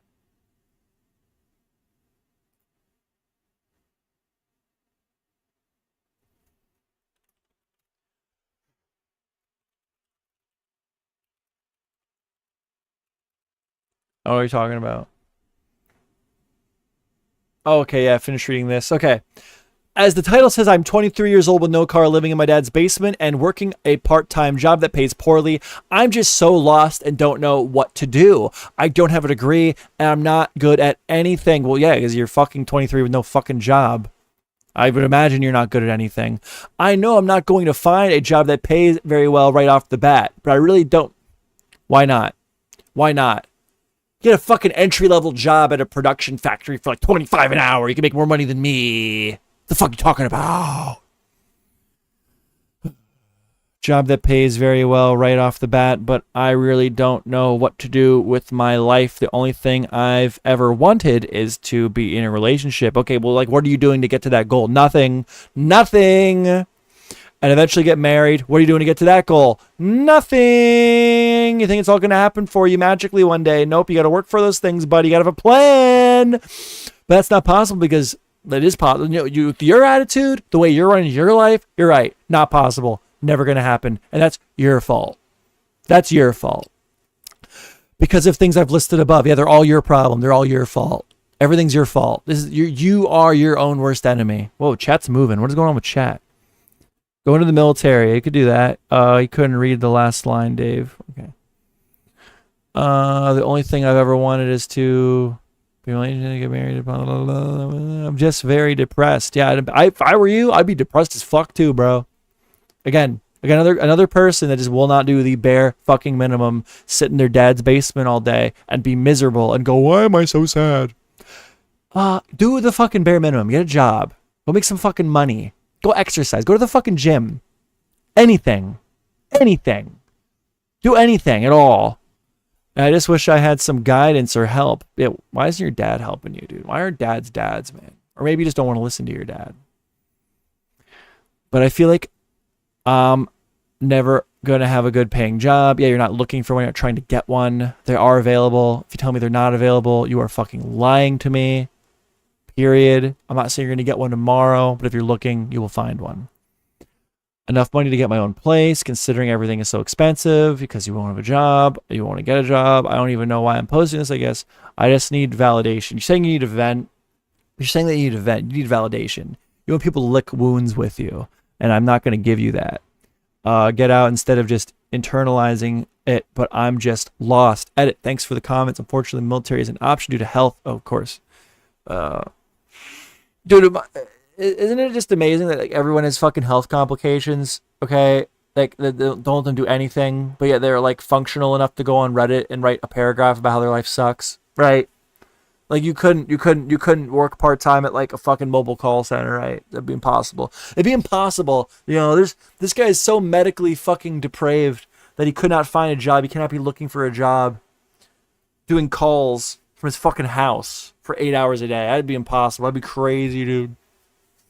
In 4-hour intervals. Couldn't do it. He's got health complications. I know he said he couldn't because of the military, but like the military is far from your only option. Okay. Living in parents' home even after marriage isn't normal. You know, your country. It's interesting. Hi, my dad has always told me that I always want to run before walking. I don't care what this person has to say. Hey, don't give up. Okay, there's just a bunch of looned wicking. This person needs to get a fucking job. Like literally, every single problem this fucking person has would be solved if they would get a fucking job. Literally. That is their only issue. That is everything they have to do. Right there. Get a fucking job. Well, I can't because shut up. Shut up. Yes, you can. I guarantee it. Go fucking find a job and then go do it. You fucking loser.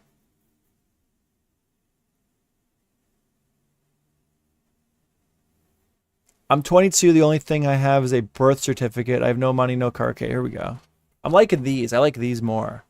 They're very simple. It's very simple to live like a sustainable life, right? Having a car and a place to live are very easy things to have. The grind of everyday life is difficult. But that being said, is completely acquirable to have these things. So when people don't have them, it's very easy to point out that you just need some basic advice. I'm 22. The only thing I have is a birth certificate. I have no money, no car. I dropped out at the beginning of the 7th grade. Not really willingly. Yeah, I'm sure the fucking high school is kicking you out the fucking door. All right, dude. I technically have help, but I feel like such a burden to everyone. You probably are around me that I don't even want the help. Okay, well then go do something about it. Quit being a fucking burden. You feel like you're a burden. You probably are a burden. What can we do to fix that? That's what you need to be asking yourself. No one wants to ask other people to feed them or to buy them clothes, especially as a man. You know, yeah, go to a fucking job. I just want to join the military and disappear. I don't want to rely on anyone. That's what's my best road. Well, just go do that. I just want to join the military and disappear. Why can't you do that? Go do that. Go get your GED. Go join. That's a goal you have. Then go do it. Don't just sit here, not do anything to get to that goal, and then cry all day about not being able to do it. Okay? And if that doesn't work out, it's not the end of the world. Other things you can do. Okay? You're clearly not even doing the bare minimum here. You don't have a car. Okay? You don't have any money. You're 22 years old.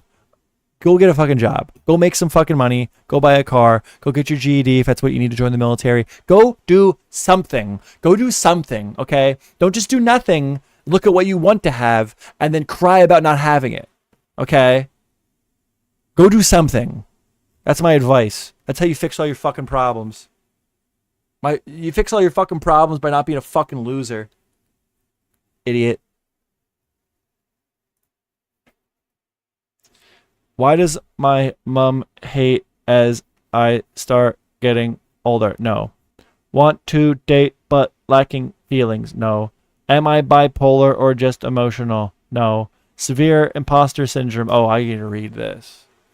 Really think about it though, dude. Are you even good enough to have imposter syndrome?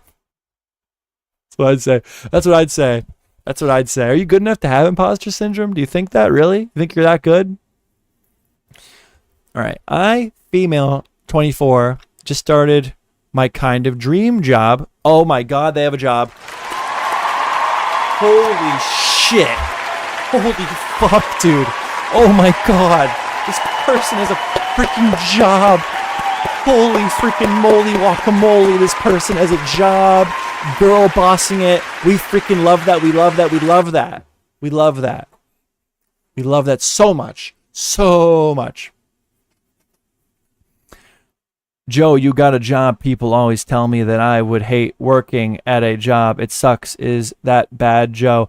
Jobs do suck, but I think they're very important. I think so like a lobster does not shed its shell because it's a comfortable thing to do or a safe thing to do. Okay? The lobster sheds its shell, which is painful. You know, it's a great risk. They might die. They might get eaten. They do it because they have to do it to grow. Okay? If you go to work, it's like life. It's so funny. Like it's like what you put in, you get out of things, right?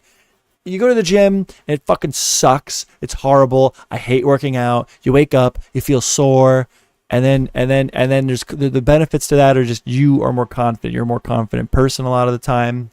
You get muscles. You look good. You feel good. Okay. You need discipline. There needs to be discipline in your life, okay? Life can't just always be dopamine rushes. They can't just always be doing whatever the fuck you want to do all the time. And if you do that, you put yourself in a situation where you're just doing whatever you want all the time. There's no pressure to your life. There's no stress in your life. You're actually robbing yourself of the pleasure of what the good things in life can feel like when you're working and you get the little breaks. Smoking a cigarette after working 9.5 hours tastes a lot better than being unemployed on the side of the fucking road smoking a cigarette, you know? A steak at a restaurant tastes so much better when you've been dieting all week, or cake, or steak's not really that bad for you, but like Taco Bell tastes so much better when you've been dieting all week, you know? Discipline's important. Pressure is important. Pain is important. It's good. Pain is good to a certain point. I've always been a hustler, baby, but I think I should get a job and see how it is to be around people and get a steady income. You should get a job. I think it'd be good for you. And if you really, truly already making enough money hustling, then that's good. How can you make that into a full-time job? How can you make the hustling into a full-time job? If it's really that profitable, you don't need to work already, then maybe we need to hire people. Maybe we should be looking at expanding. What is your shell? What is your lobster shell? And what do you need to shed? What risks do you need to take? What do you have to do? What is your lobster shell, and what is your path to shedding the lobster shell to getting a bigger, badder lobster shell? Right? I would say if what you're saying is true, how can we take the hustling to the next level? How can we make the hustling into your job if what you're saying is true? That would be my advice. The job is basically, so what is this person doing? I, female 24, just started my job. It's my dream job. I'm so happy. I'm so great. I'm girl bossing it. We love that for her. She's amazing. She's a fucking job. That's so fucking cool. My dream job is absolutely fantastic. I've applied to this job around 4 times in the last couple of years. The last time I applied, I was already convinced I was not going to get a mail back, but I did. Heck, I got an interview. The job is basically working for the, oh my God, job interviews. I gotta tell you guys a story then. I watched this fucking dude just blow a fucking job interview the other day. It was so funny. We're gonna talk about it. The job is basically working for the university and being the face out. I had a job like that. I got offered a job like that. I rejected it because I wanted to work on cars. Biggest mistake I ever made in my entire life. I should have just done that. Maybe not. Maybe not. But I did have a job like that. When I graduated from college, they offered me a job as like that. Like I was going to be like the face. I was going to be like, I graduated from here and it's great. Let me tell you why. Come give this school $100,000 to go get a career worth $30K. Dealing with the severe late diagnosed ADHD. Okay, we're getting into some victim mentality shit here. It looks like it's not good. Let's not dwell on things. Now medicated. That's good. She did something about it. This person is a fucking winner. This person is a fucking winner, dude. Even when for a moment I'm like, okay, this person is looking like they might be a bit of a victim. They might have a bit of a victim mentality. Nope. Got medicated. Found a way to deal with the problem that best suited them and did it. You fucking did the bare minimum. That is such an important step that a lot of people don't take. And dyscalculia? What is that? What do they have? What is this? Dyscalculia. What is that? What is that? What is dyscalculia? Hold on. Dyscalculia is a learning disability resulting in difficulty in learning and comprehending of the arithmetic. I probably have that. Okay, so they're bad at math. I am also bad at math. I had a difficult time in school growing up. I could often hear my parents talk behind my back and say stuff like, why isn't she getting what I'm trying to teach her? It's like she doesn't want to learn. And extra, my parents were both pretty successful academics, so I think they thought I was slightly special. To this day, I'll never know, but when we didn't have my diagnosis on paper, they definitely had their suspicions. Okay, you got to get over the parent thing. You can't dwell. You owe it to yourself not to dwell on these insecurities derived from how your parents may perceive you. It is not positive. It is not healthy. You have to actively be trying to shed that, to be moving on from that. Yeah, do something, Dave Jones. I think I forgot. Okay, yeah, okay. The thing is, jumping a bit from the main story here, dealing with sudden death of a family member while I was at a high peak in life. Yeah, I've been there too. I had a good friend that decided they wanted to know what a bullet tasted like. It's a podcast about her. Anyway, has made me question the length of success and happy moments. Okay, so you feel like I have this. I have this. I think a lot of people have this. You have this thing where it's like every time you have something good, you feel like it's going to be taken away from you. I have that. I think what causes that is that hits hard, right? That hits having something good and then feeling like it's being taken away from you prematurely, feeling like something's being taken from you. That feeling stings harder than good things. So it gives you an unrealistic perception. It gives you an unreal perception of that type of thing. I bet you now that you're aware of it, if you think like next time you are truly appreciative of something, really taste that, feel that, have that, and I bet you things are not being taken from you as often as you feel like they are. When something tastes bad, it's more memorable when it tastes good, right? Makes people think that everything's always bad. They're always getting shit kicked out of them. Because that hurts, that stings. You remember that more.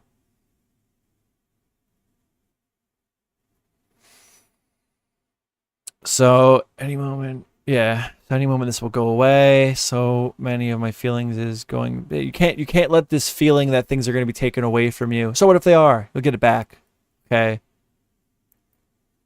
You can't not want to try to pursue good things and work to have good things because you feel like someone might take them away from you. I think it's a pretty normal feeling to have. I think more people have that feeling and they just deal with it than you would think. I don't think it's a unique mindset. I know I feel that way. I definitely feel that way sometimes. And we had a similar, maybe it does come from like, you know, past experiences, and like, you know, I know as well, you know, I was at a high point. I was feeling good. And I really wasn't though, because then you look back in life with rose tinted glasses, right? It's like, I was even just about to say, like, when my friend shot themselves or got shot, whatever happened, we don't know. I'm looking back and I'm thinking I was at a high point in my life. I wasn't. Not at all. You gotta be realistic. You gotta really think, man. Your brain plays tricks. The thing is, jumping a bit from the main story here, dealing with sudden death of a family member. Yeah, any moment will go away. So many of my feelings is going to be past. The thing is, yes, I've worked my butt if since the age of 19, hustling all kinds of jobs, leaving me with a kind of impressive resume for my age, and self-aggrandizing. Be humble, learn humility. I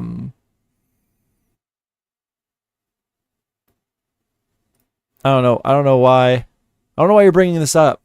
I don't know why you needed to tell me that you have an impressive resume because you've been hustling since you were 19. I think you should just know that. Are we insecure? I guess we are insecure. We'll get into that, but I think maybe we're insecure. But I'm not smart. I don't feel like I'm smart either. Me and this person are similar. I'm in their head a little bit. I don't think what I'm trying to say is that I never thought I was going to land this job. My whole life, I thought I was slow and at best a grade D.C. student, and I went with a very pessimistic mindset. I prepared myself to get disappointed, and now I can't get rid of the feeling. I can't feel the joy. I can't feel the joy. I feel like the university will find out that I don't know things that I need to know. I feel like they will find out that I am in fact an imposter. In conclusion, the job expects so much from me right now mentally. I feel like I'm lying to everyone. I don't want to lose this job, but my doubts are making me so anxious and a bit socially awkward. Please help me. Sincerely, M. So, actually, I relate to this person. Joe, we have a question. Okay, we're going to pause this for a minute. Put a pin in this. What do we got going on in chat? Actually, Joe, I have a problem. I'm spending too much time playing games or whatever, or watching movies, knowing that I don't have much time to waste. What do I do? Why don't you have time to waste? As long as you're doing what you got to be doing, you can play games and watch movies. What's wrong with that? Don't just feel, I feel that.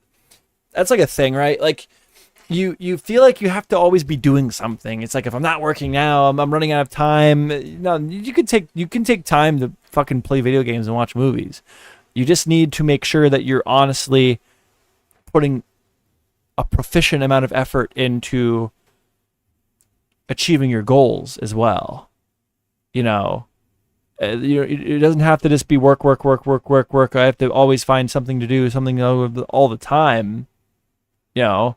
But when you're one of these people on this fucking Reddit and you have all these fucking complaints about your life and they're all your fucking fault because you don't have a job, then maybe you work less. I mean, no, maybe you play less video games and apply for more jobs if we're working part-time in our dad's basement and we can't fucking get out and we're blaming the job market. Maybe then we are playing less video games. But, you know, if we're meeting our goals, we got good. We're always sitting there and we're checking our goals, and, you know, we're sitting there like, okay, like, this is where I want to be at this time. What do I have to do to get there? And then we're doing the things that we need to do to get there.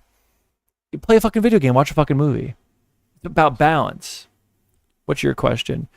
Dave Jones' question. What would you say is a average weekly income?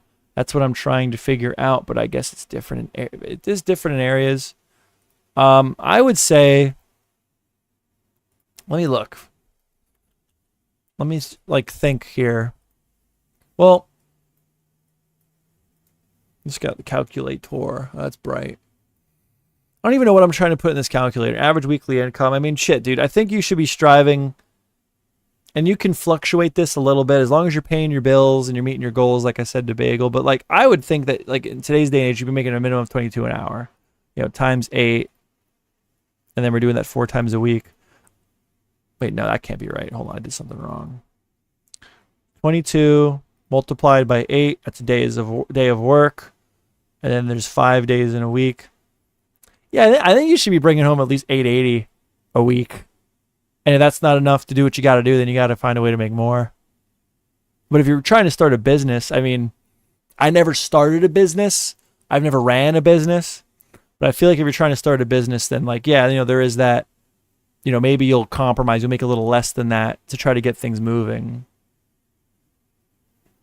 Set your computer to dark mode, Joe. No.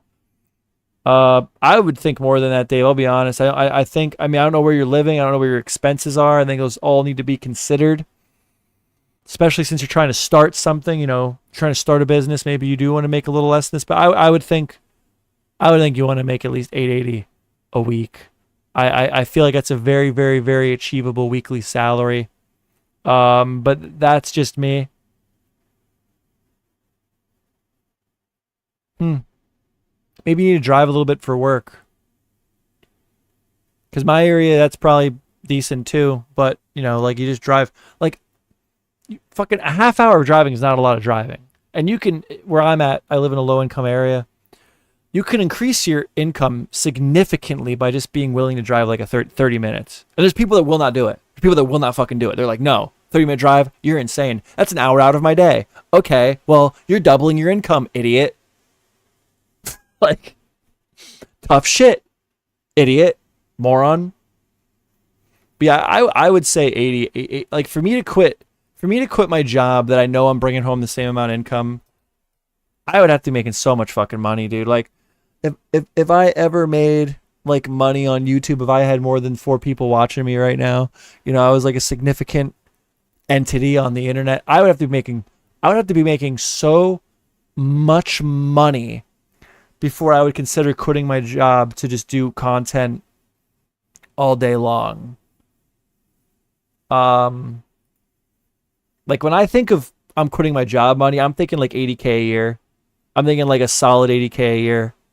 Cause like it's just there's nothing that I would like to do more ambitious things, but you know, there's just no reason. Like you gotta put effort into the thing that's paying the bills, right? My job pays the bills. The internet doesn't pay the bills.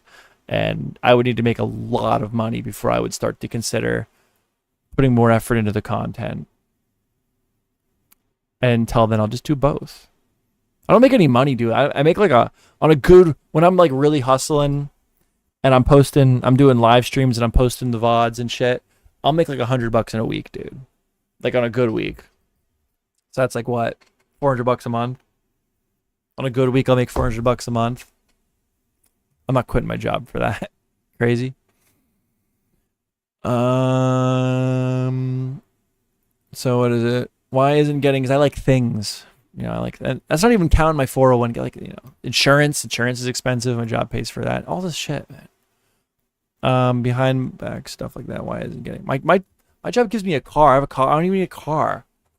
I don't have a car payment. My job bought me a car. Like, you get hit hard at taxes, Joe. I don't know. Like, well, like people get so hung up on taxes. Listen, if you're not willing to move, then why are you even worried about it?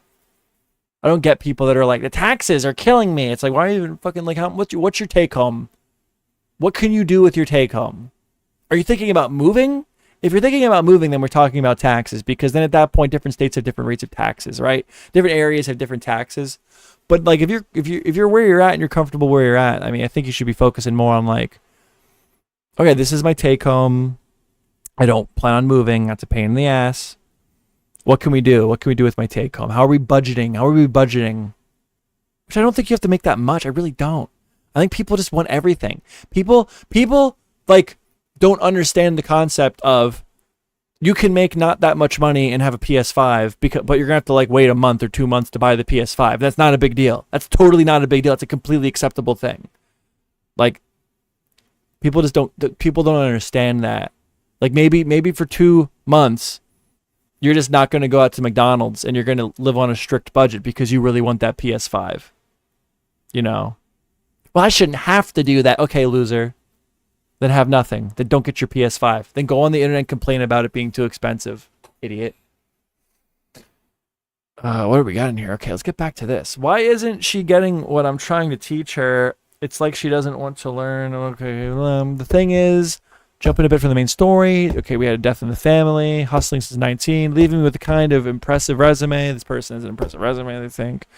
I never thought I was going to land the job my whole life. I DC soon. I went with a very promising mindset. I prepare myself to get disappointed. Okay, we already read all this. I don't know. So this person here, what do we have? Imposter syndrome. They feel like they're an imposter. They're an imposter. I don't know. What's the worst that happens? Really, what's the worst that happens? You find out that this job sucks. So I wanted my dream job was to be an automotive technician. I wanted to work on cars. I thought that was the coolest thing in the world. My whole life, I wanted to work on cars. And there was even a point in my life where I thought I couldn't do it. I was like, I'm too dumb. I'm not going to be able to work on cars. And then I did it, and I didn't like it. I went to school, spent tens of thousands of dollars to go to school to work on cars, and I realized I didn't like it. After 5 years of different jobs, trying different things, I didn't like it. Okay? Big whoop. I moved on. I found something else, and I'm happy now. But I've never even thought to get, didn't even know this business existed. Didn't even know this type of work existed, right? That's the thing. As long as you have goals, it doesn't matter. Like, sometimes the path to getting to your goals isn't what you thought it was going to be, but as long as you're walking down the path, you're going to figure out how to get there. And now I have a job that I am obviously, I could be a professional firefighter, astronaut, rapper, YouTuber, Twitch streamer, CEO extraordinaire. Like, your life could always be better, but as far as like what I do at work and like my money and being able to do the things that I want to do while saving for the future and meeting my goals, I'm very, very happy. And I'm doing that with a job that, like, a couple years ago when I was working on cars, didn't even know existed. You just gotta look. You gotta just be trying. You gotta have goals. You gotta be moving. I was trying to figure out how much I would have to make a week. Oh, we already read that. Dude, I'll be real. Like, you can do both. Like, is it really an 8-hour workday? And if I think you could probably make more money, Dave. I'll be real. I think you could probably make more money, but maybe that's not your goal. Maybe your goal is to run your own business. And if you're making enough with your lifestyle right now, and you can live comfortably with what you're making, then maybe it is worth doubling down just to see how things pan out. But wouldn't it be nice to be maybe even just working part-time somewhere to have a better resume, that if things don't work out, in 3 years from now, you're not fucked. You're not fucked. At least then it's like, hey, maybe I go full-time at work. Hey, I was helping out the local automotive shop. I got a decent resume. Maybe they'll let me go full-time. Maybe I can get a job somewhere else where they're hiring full-time, something like that. Yeah, I think you can make more money, man. I really do. I think what you're doing is fine. I don't think there's anything wrong with the side hustle. But I think you could be making more money, and I think you might learn that you like the money, and then you'll decide that, hey, this job's not so bad. Even if you get a job in a fucking warehouse, you get a job at Amazon, it still looks better on a resume than not working. So when you're ready, either the side hustle works out or the job has to take over, at least then at that point you have a better resume built, And I doubt, Dave, and maybe I'm wrong, but I doubt what you're doing right now is 40 hours a week. I doubt it. I doubt that I doubt what you're doing what you're doing is 40 hours a week. I feel like you could probably work part-time or another job, or maybe even a full-time job. And as long as you really focus on your time management, you get a little bit disciplined, you discipline yourself, you could do both. You could do both. So yeah, what is your shell? What is your lobster shell? How are you going to break it? How are you going to get to the next phase? Where's your goal? Where do you want to be in 5 years? Think about it. You don't got to know the answer now. That's the thing. When people ask you that in job interviews, they don't expect you to lay out your 5-year fucking plan at that moment. They want to see how much you've thought about it. They want to see how much you've thought about that question before. They want to see that. They want to see the gears move in your head.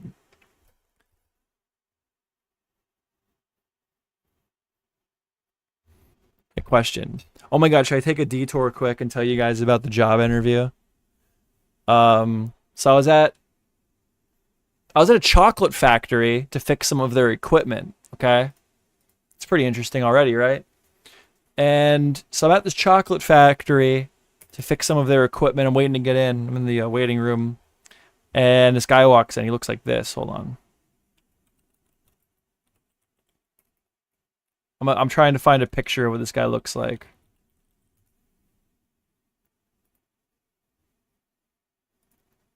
God damn it. Hold on.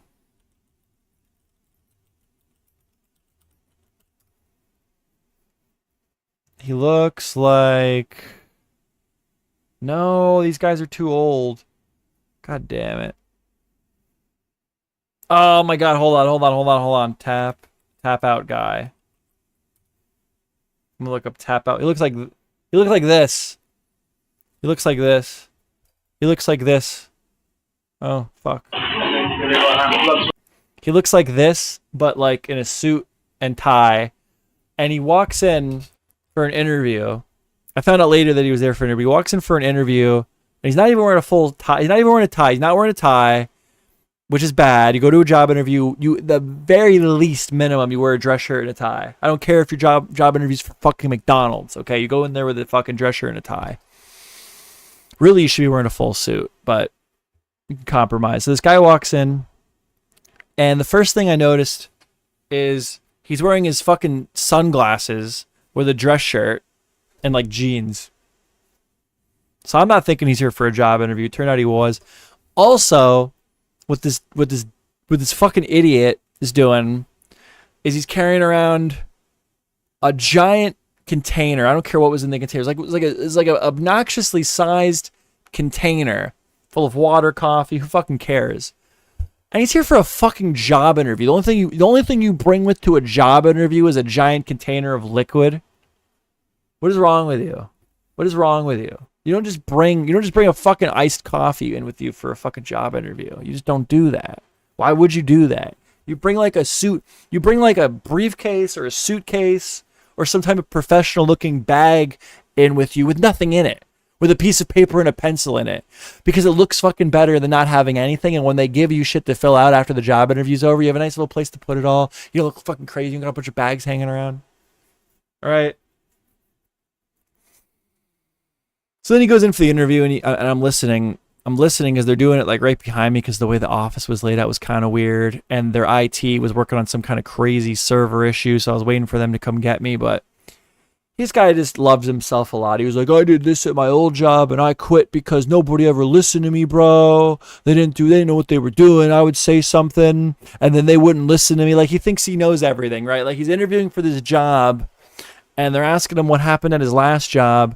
And he's just like, basically, I was fucking awesome, and everyone else was a fucking idiot, so I quit. It's like, dude, all right, that's not what you say. You say something like, if you really feel that way, you say something like, we had professional differences, and I just thought it would be appropriate for me to seek work somewhere else.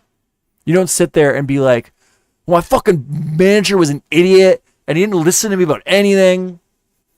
And I'm just listening to him rant and carry on about how he's a fucking genius and everyone he worked with was an idiot. And then every once in a while, I'm listening to him take giant gulps out of this like white giant container that he brought this liquid in with. And then they're asking him they ask him questions. They ask him like, what do you like the basic shit. What do you see yourself doing in 5 years? And he's just like, he had this story about how he has like a side business that he hopes takes off, but if that doesn't take off, he would like to see himself like in a I really like I should be a manager. I'm like, he didn't just say that he wants to be a manager. He said that like I should be a manager. I have a skill set that I don't know. It's the way he was talking was very self-aggrandizing, And, not good.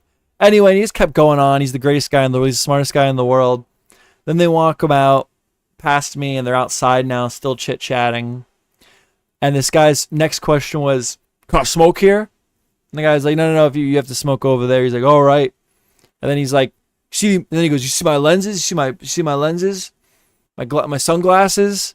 And the guy's just like, "Yeah, those are pretty good. I heard polarized is the way to go." And this guy goes on a rant about how polarized lenses suck, and these lenses that he bought are the best lenses in the world.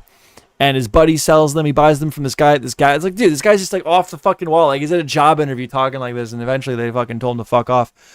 And the interviewer came in. I'm still sitting there. He just looks at me like, he just gave me this look like that guy ain't getting a fucking job. I think you need to talk less.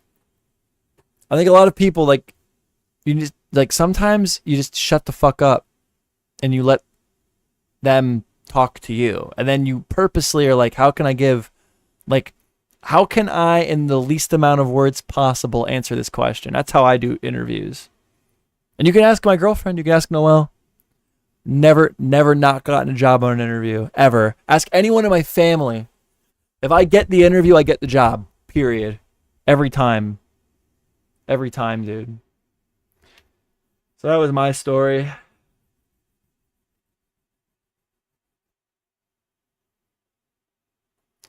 What else do we got here? So yeah, I don't know. This person with the imposter syndrome thing. I don't know. I kind of get where they're coming from. If things don't, I mean, all I can say is like, listen, like, you're probably gonna be fine. A lot of people, a lot of people are fucking idiots. And if you're just genuinely willing to put the effort into work, then you should be fine. And if you are genuinely putting like effort into your job, you're putting effort into being not insufferable, being tolerable to work with, and doing your job well, you are going to be okay. And if you're genuinely doing all those things and things don't work out, the issue probably wasn't you. But that's not a good way to start thinking. I think it's healthy to always assume that you're the problem first and then go from there.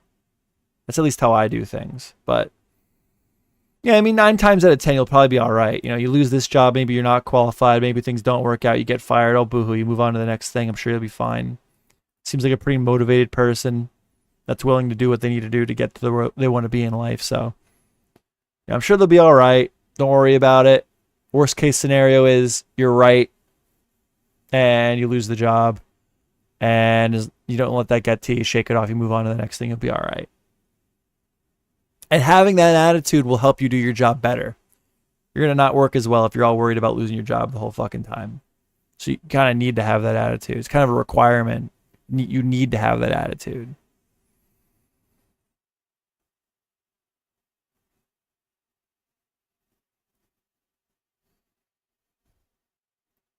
What is this? I don't know how to handle feeling lost and left behind. Well, why do you feel that way? Dave, you'd probably do okay in a tech school. Not that I recommend going to it. I thought I was a fucking idiot, and then I went to tech school. And, dude, like, think of all the people that go to college, right? Think of all the people that have degrees and shit. Like, really, you think you're that fucking stupid? You can't go to college and get a degree? Even if you're I know people that are like, they're probably some level of intelligent, right? But I know people, if you were talking to them, you would think they were fucking morons, idiots. And they have master's degrees. Like, I think it mostly is just money. So a lot of it's money, the time to go, but it's very doable. If it's something that you feel is required for you to get to where you need to be, do a career that you want to do in life, then do it. But that's the thing. People don't want to admit this, but if you have a degree, you're looked at higher. All right, like people in offices don't respect like technicians and like people that work with their hands. They just don't. It's a thing. You're gonna get more respect having like a bullshit fucking dumbass degree in an office space than you are like actually having skills. Unfortunately, because all the people in that office, all the managers, they all went to college. You know, they all did that.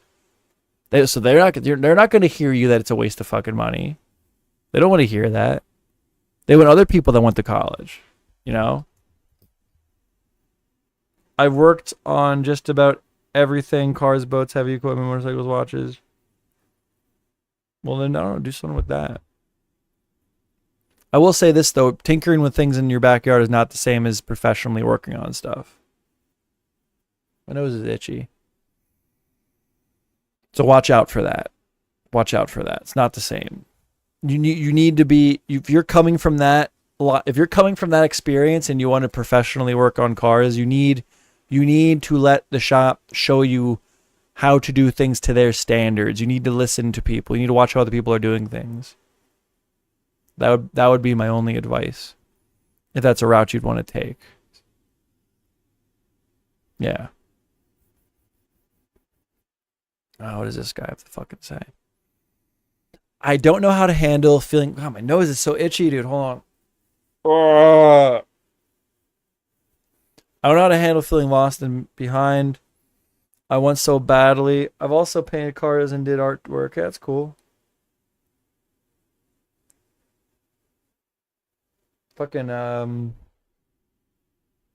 yeah, man. I don't know, you're in all these things, you know. Doesn't hurt. And that's the thing. If you have like a steady, decent income, you have more money to put into these side things. And maybe these side things don't stay side things, or these hustles don't stay hustles. Maybe they do turn into careers. Maybe it does turn into a job. But I think people overlook the value. Now they don't overlook the value of money. They always are trying to get out of what they have to do to make it. People value money, and they just want to like find a way to make a ton of it really fast. You know, they don't want to do the things that, like, there is a road to success, right? There is like a well-known road to success, and people just don't want to take it.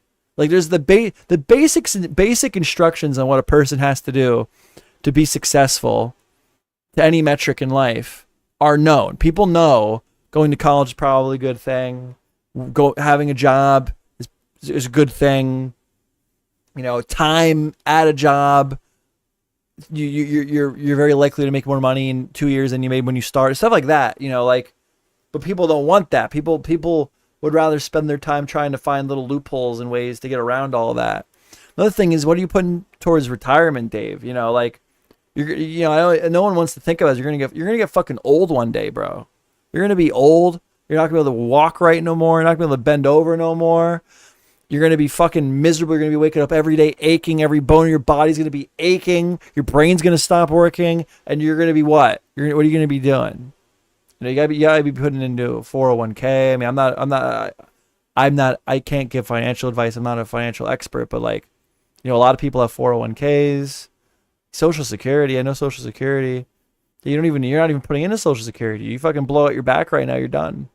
You're done, ski dude. So you know, that's the thing a job will get you. A lot of jobs, you get a 401k, you get a retirement plan. You know, they set you up. You don't gotta even think about it. They're like, yo, this is our retirement plan. Here, fill this out.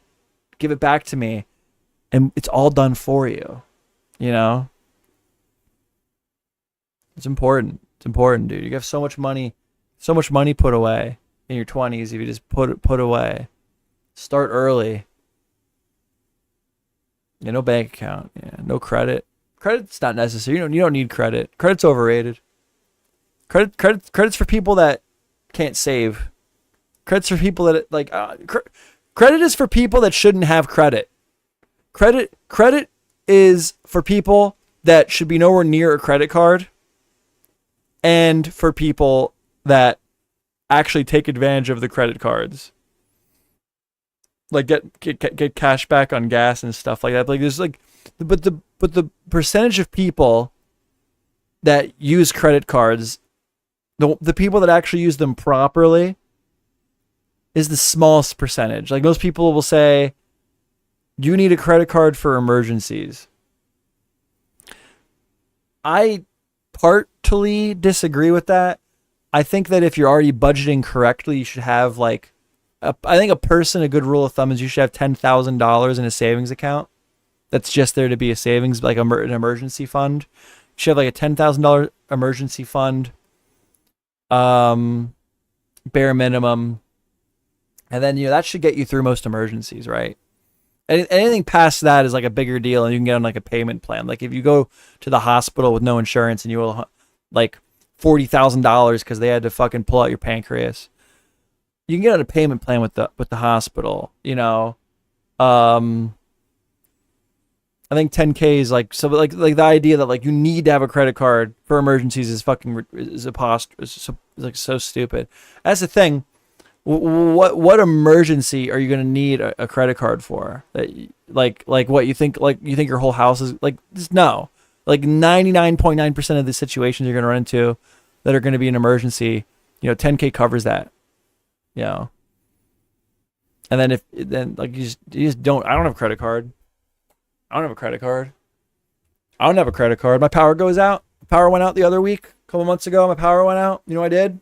I went out and bought a generator, $1,000. Okay. And then I put the money back in my emergency fund. My car breaks down tomorrow. I will go buy another one cash on the spot if I want to. Because I put the time and effort into building a proper savings account. I don't need credit. What the fuck do you need credit for? I don't need fucking credit. I'm not a financial expert. I'm sure there are use cases for credit. But you definitely don't need it. I don't think that's a financial advice to say you don't need credit. It's not necessary. You want a PlayStation 5? Save up your money, buy one. You want a house? Okay, well, now maybe you need credit. But you don't need to buy a house. You can rent. Renting's nice. You don't got to work on nothing. Sun breaks taken care of. I know people that make a lot of money choose to rent. Cash is still king, I guess. I don't know. Who the fuck takes cash anymore? You go to buy something at a fucking auction. You go to buy something that some crackhead painted in their basement. They brought it to the local county fair. You're still fucking doing Venmo. Who the fuck's taking cash? Buy drugs on the internet. All right, let me pee and then we're gonna read this next one. What do we got? We got. Should I just play the intro again? I'm gonna play the intro again. Hold on.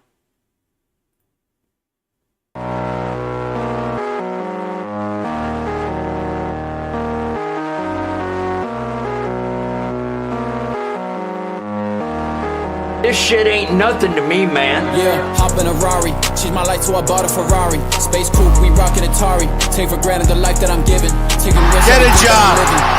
Get a job. Every time that you see me, I'm flying high.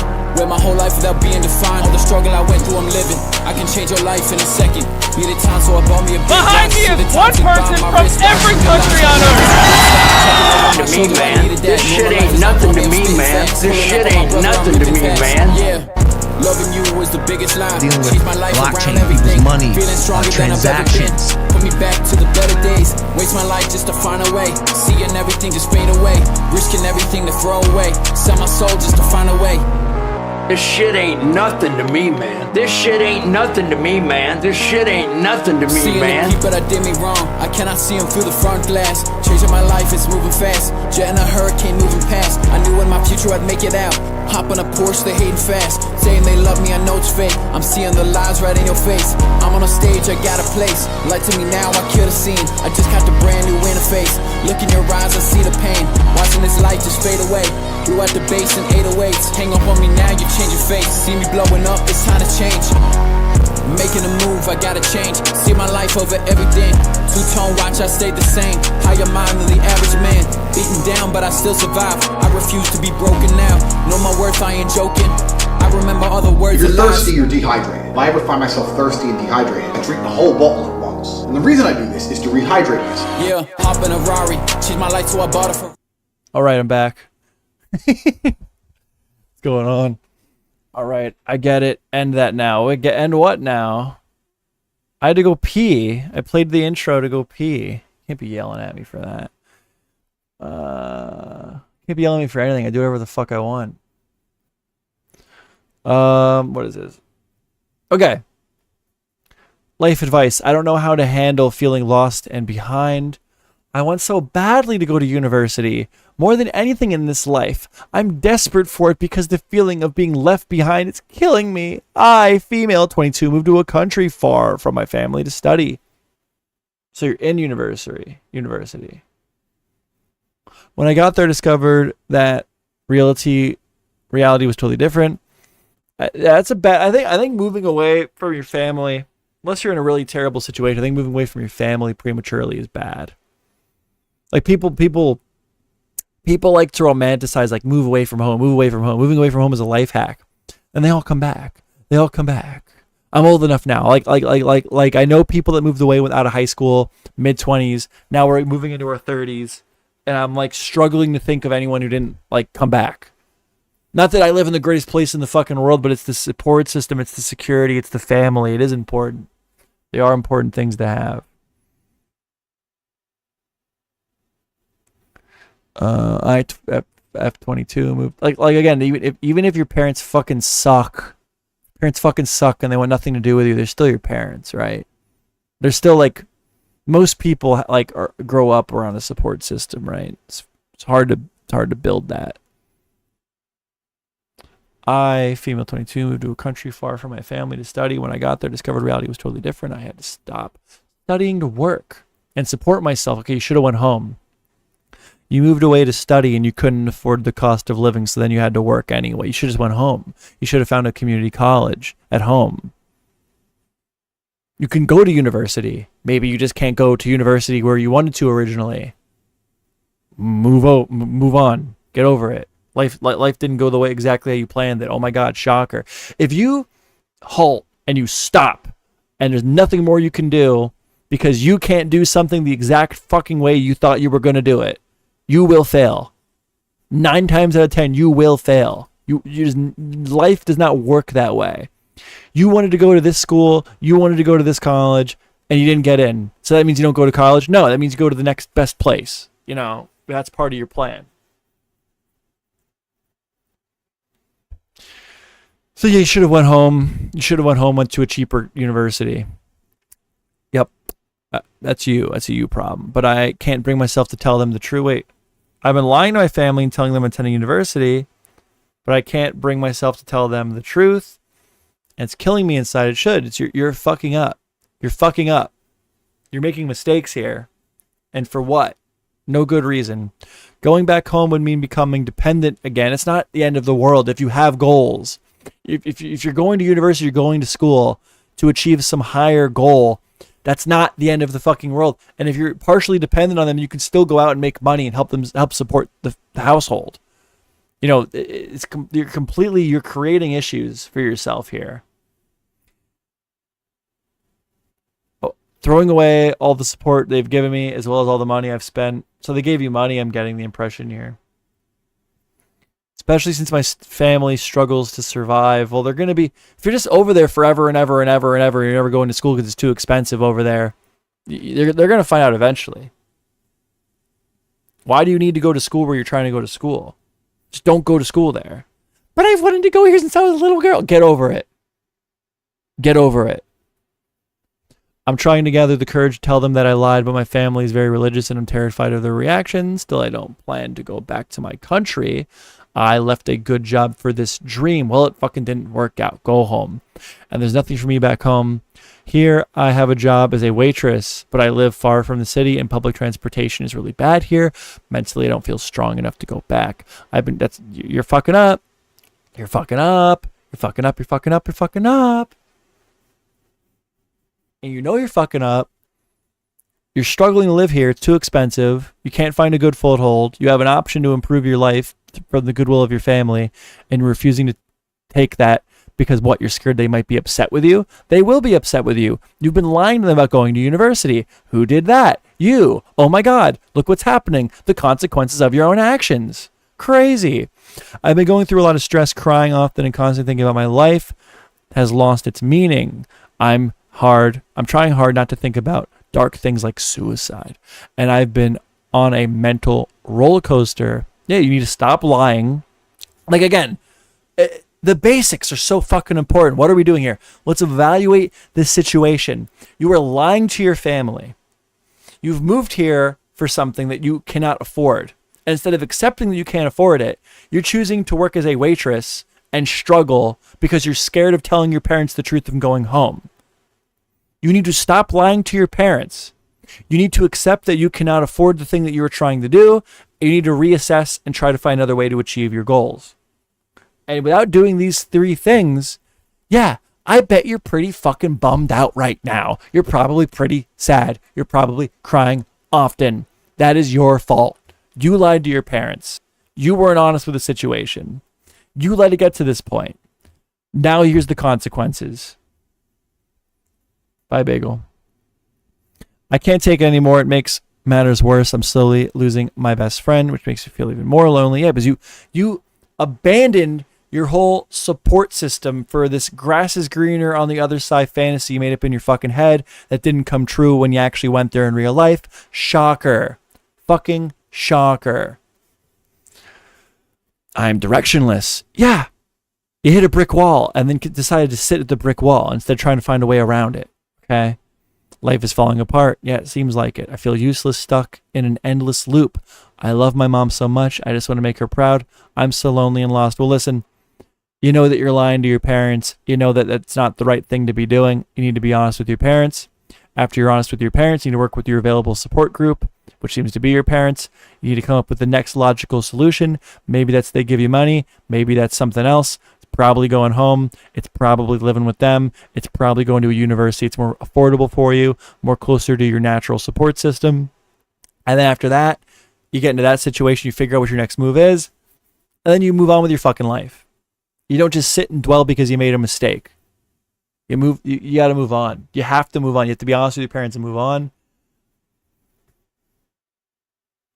That's really all there is to it. You've dug yourself into a hole. And the longer you keep lying and the more time you waste over there not doing what you went there to do, the worse it's going to be. Well, it's going on 10 o'clock. Nobody's here anyway. I'm going to bed. Thanks everyone who did watch. I know this isn't a drama stream. This is just me. This is me doing something original, you know. So not as many views on it. We did a Donald Trump in here. That was pretty cool. But yeah, I'm gonna try to be a little bit more active because one of my goals in life is to make content on the internet. I guess. So. You know, we got to make time for that. We got to make time for that. I have a video that I want to make. I have an idea for a video I want to make. Hopefully it does well. I'm trying to move away from the drama. I don't mind doing drama. I think some drama is so fun and cool to look into and talk about. Recently, haven't felt that way. And there is something that comes up that I think is cool. I'll talk about it. But I don't know. Like, part of me feels like I should be back on the grind. I should be grinding. I should just be doing exactly what's ever trending at that moment. Whatever drama is trending, where did that get me? I did that for years. And did grow my channel. How many people we have in chat? 1 person. So yeah, I will gladly accept a smaller audience, a smaller impression pool.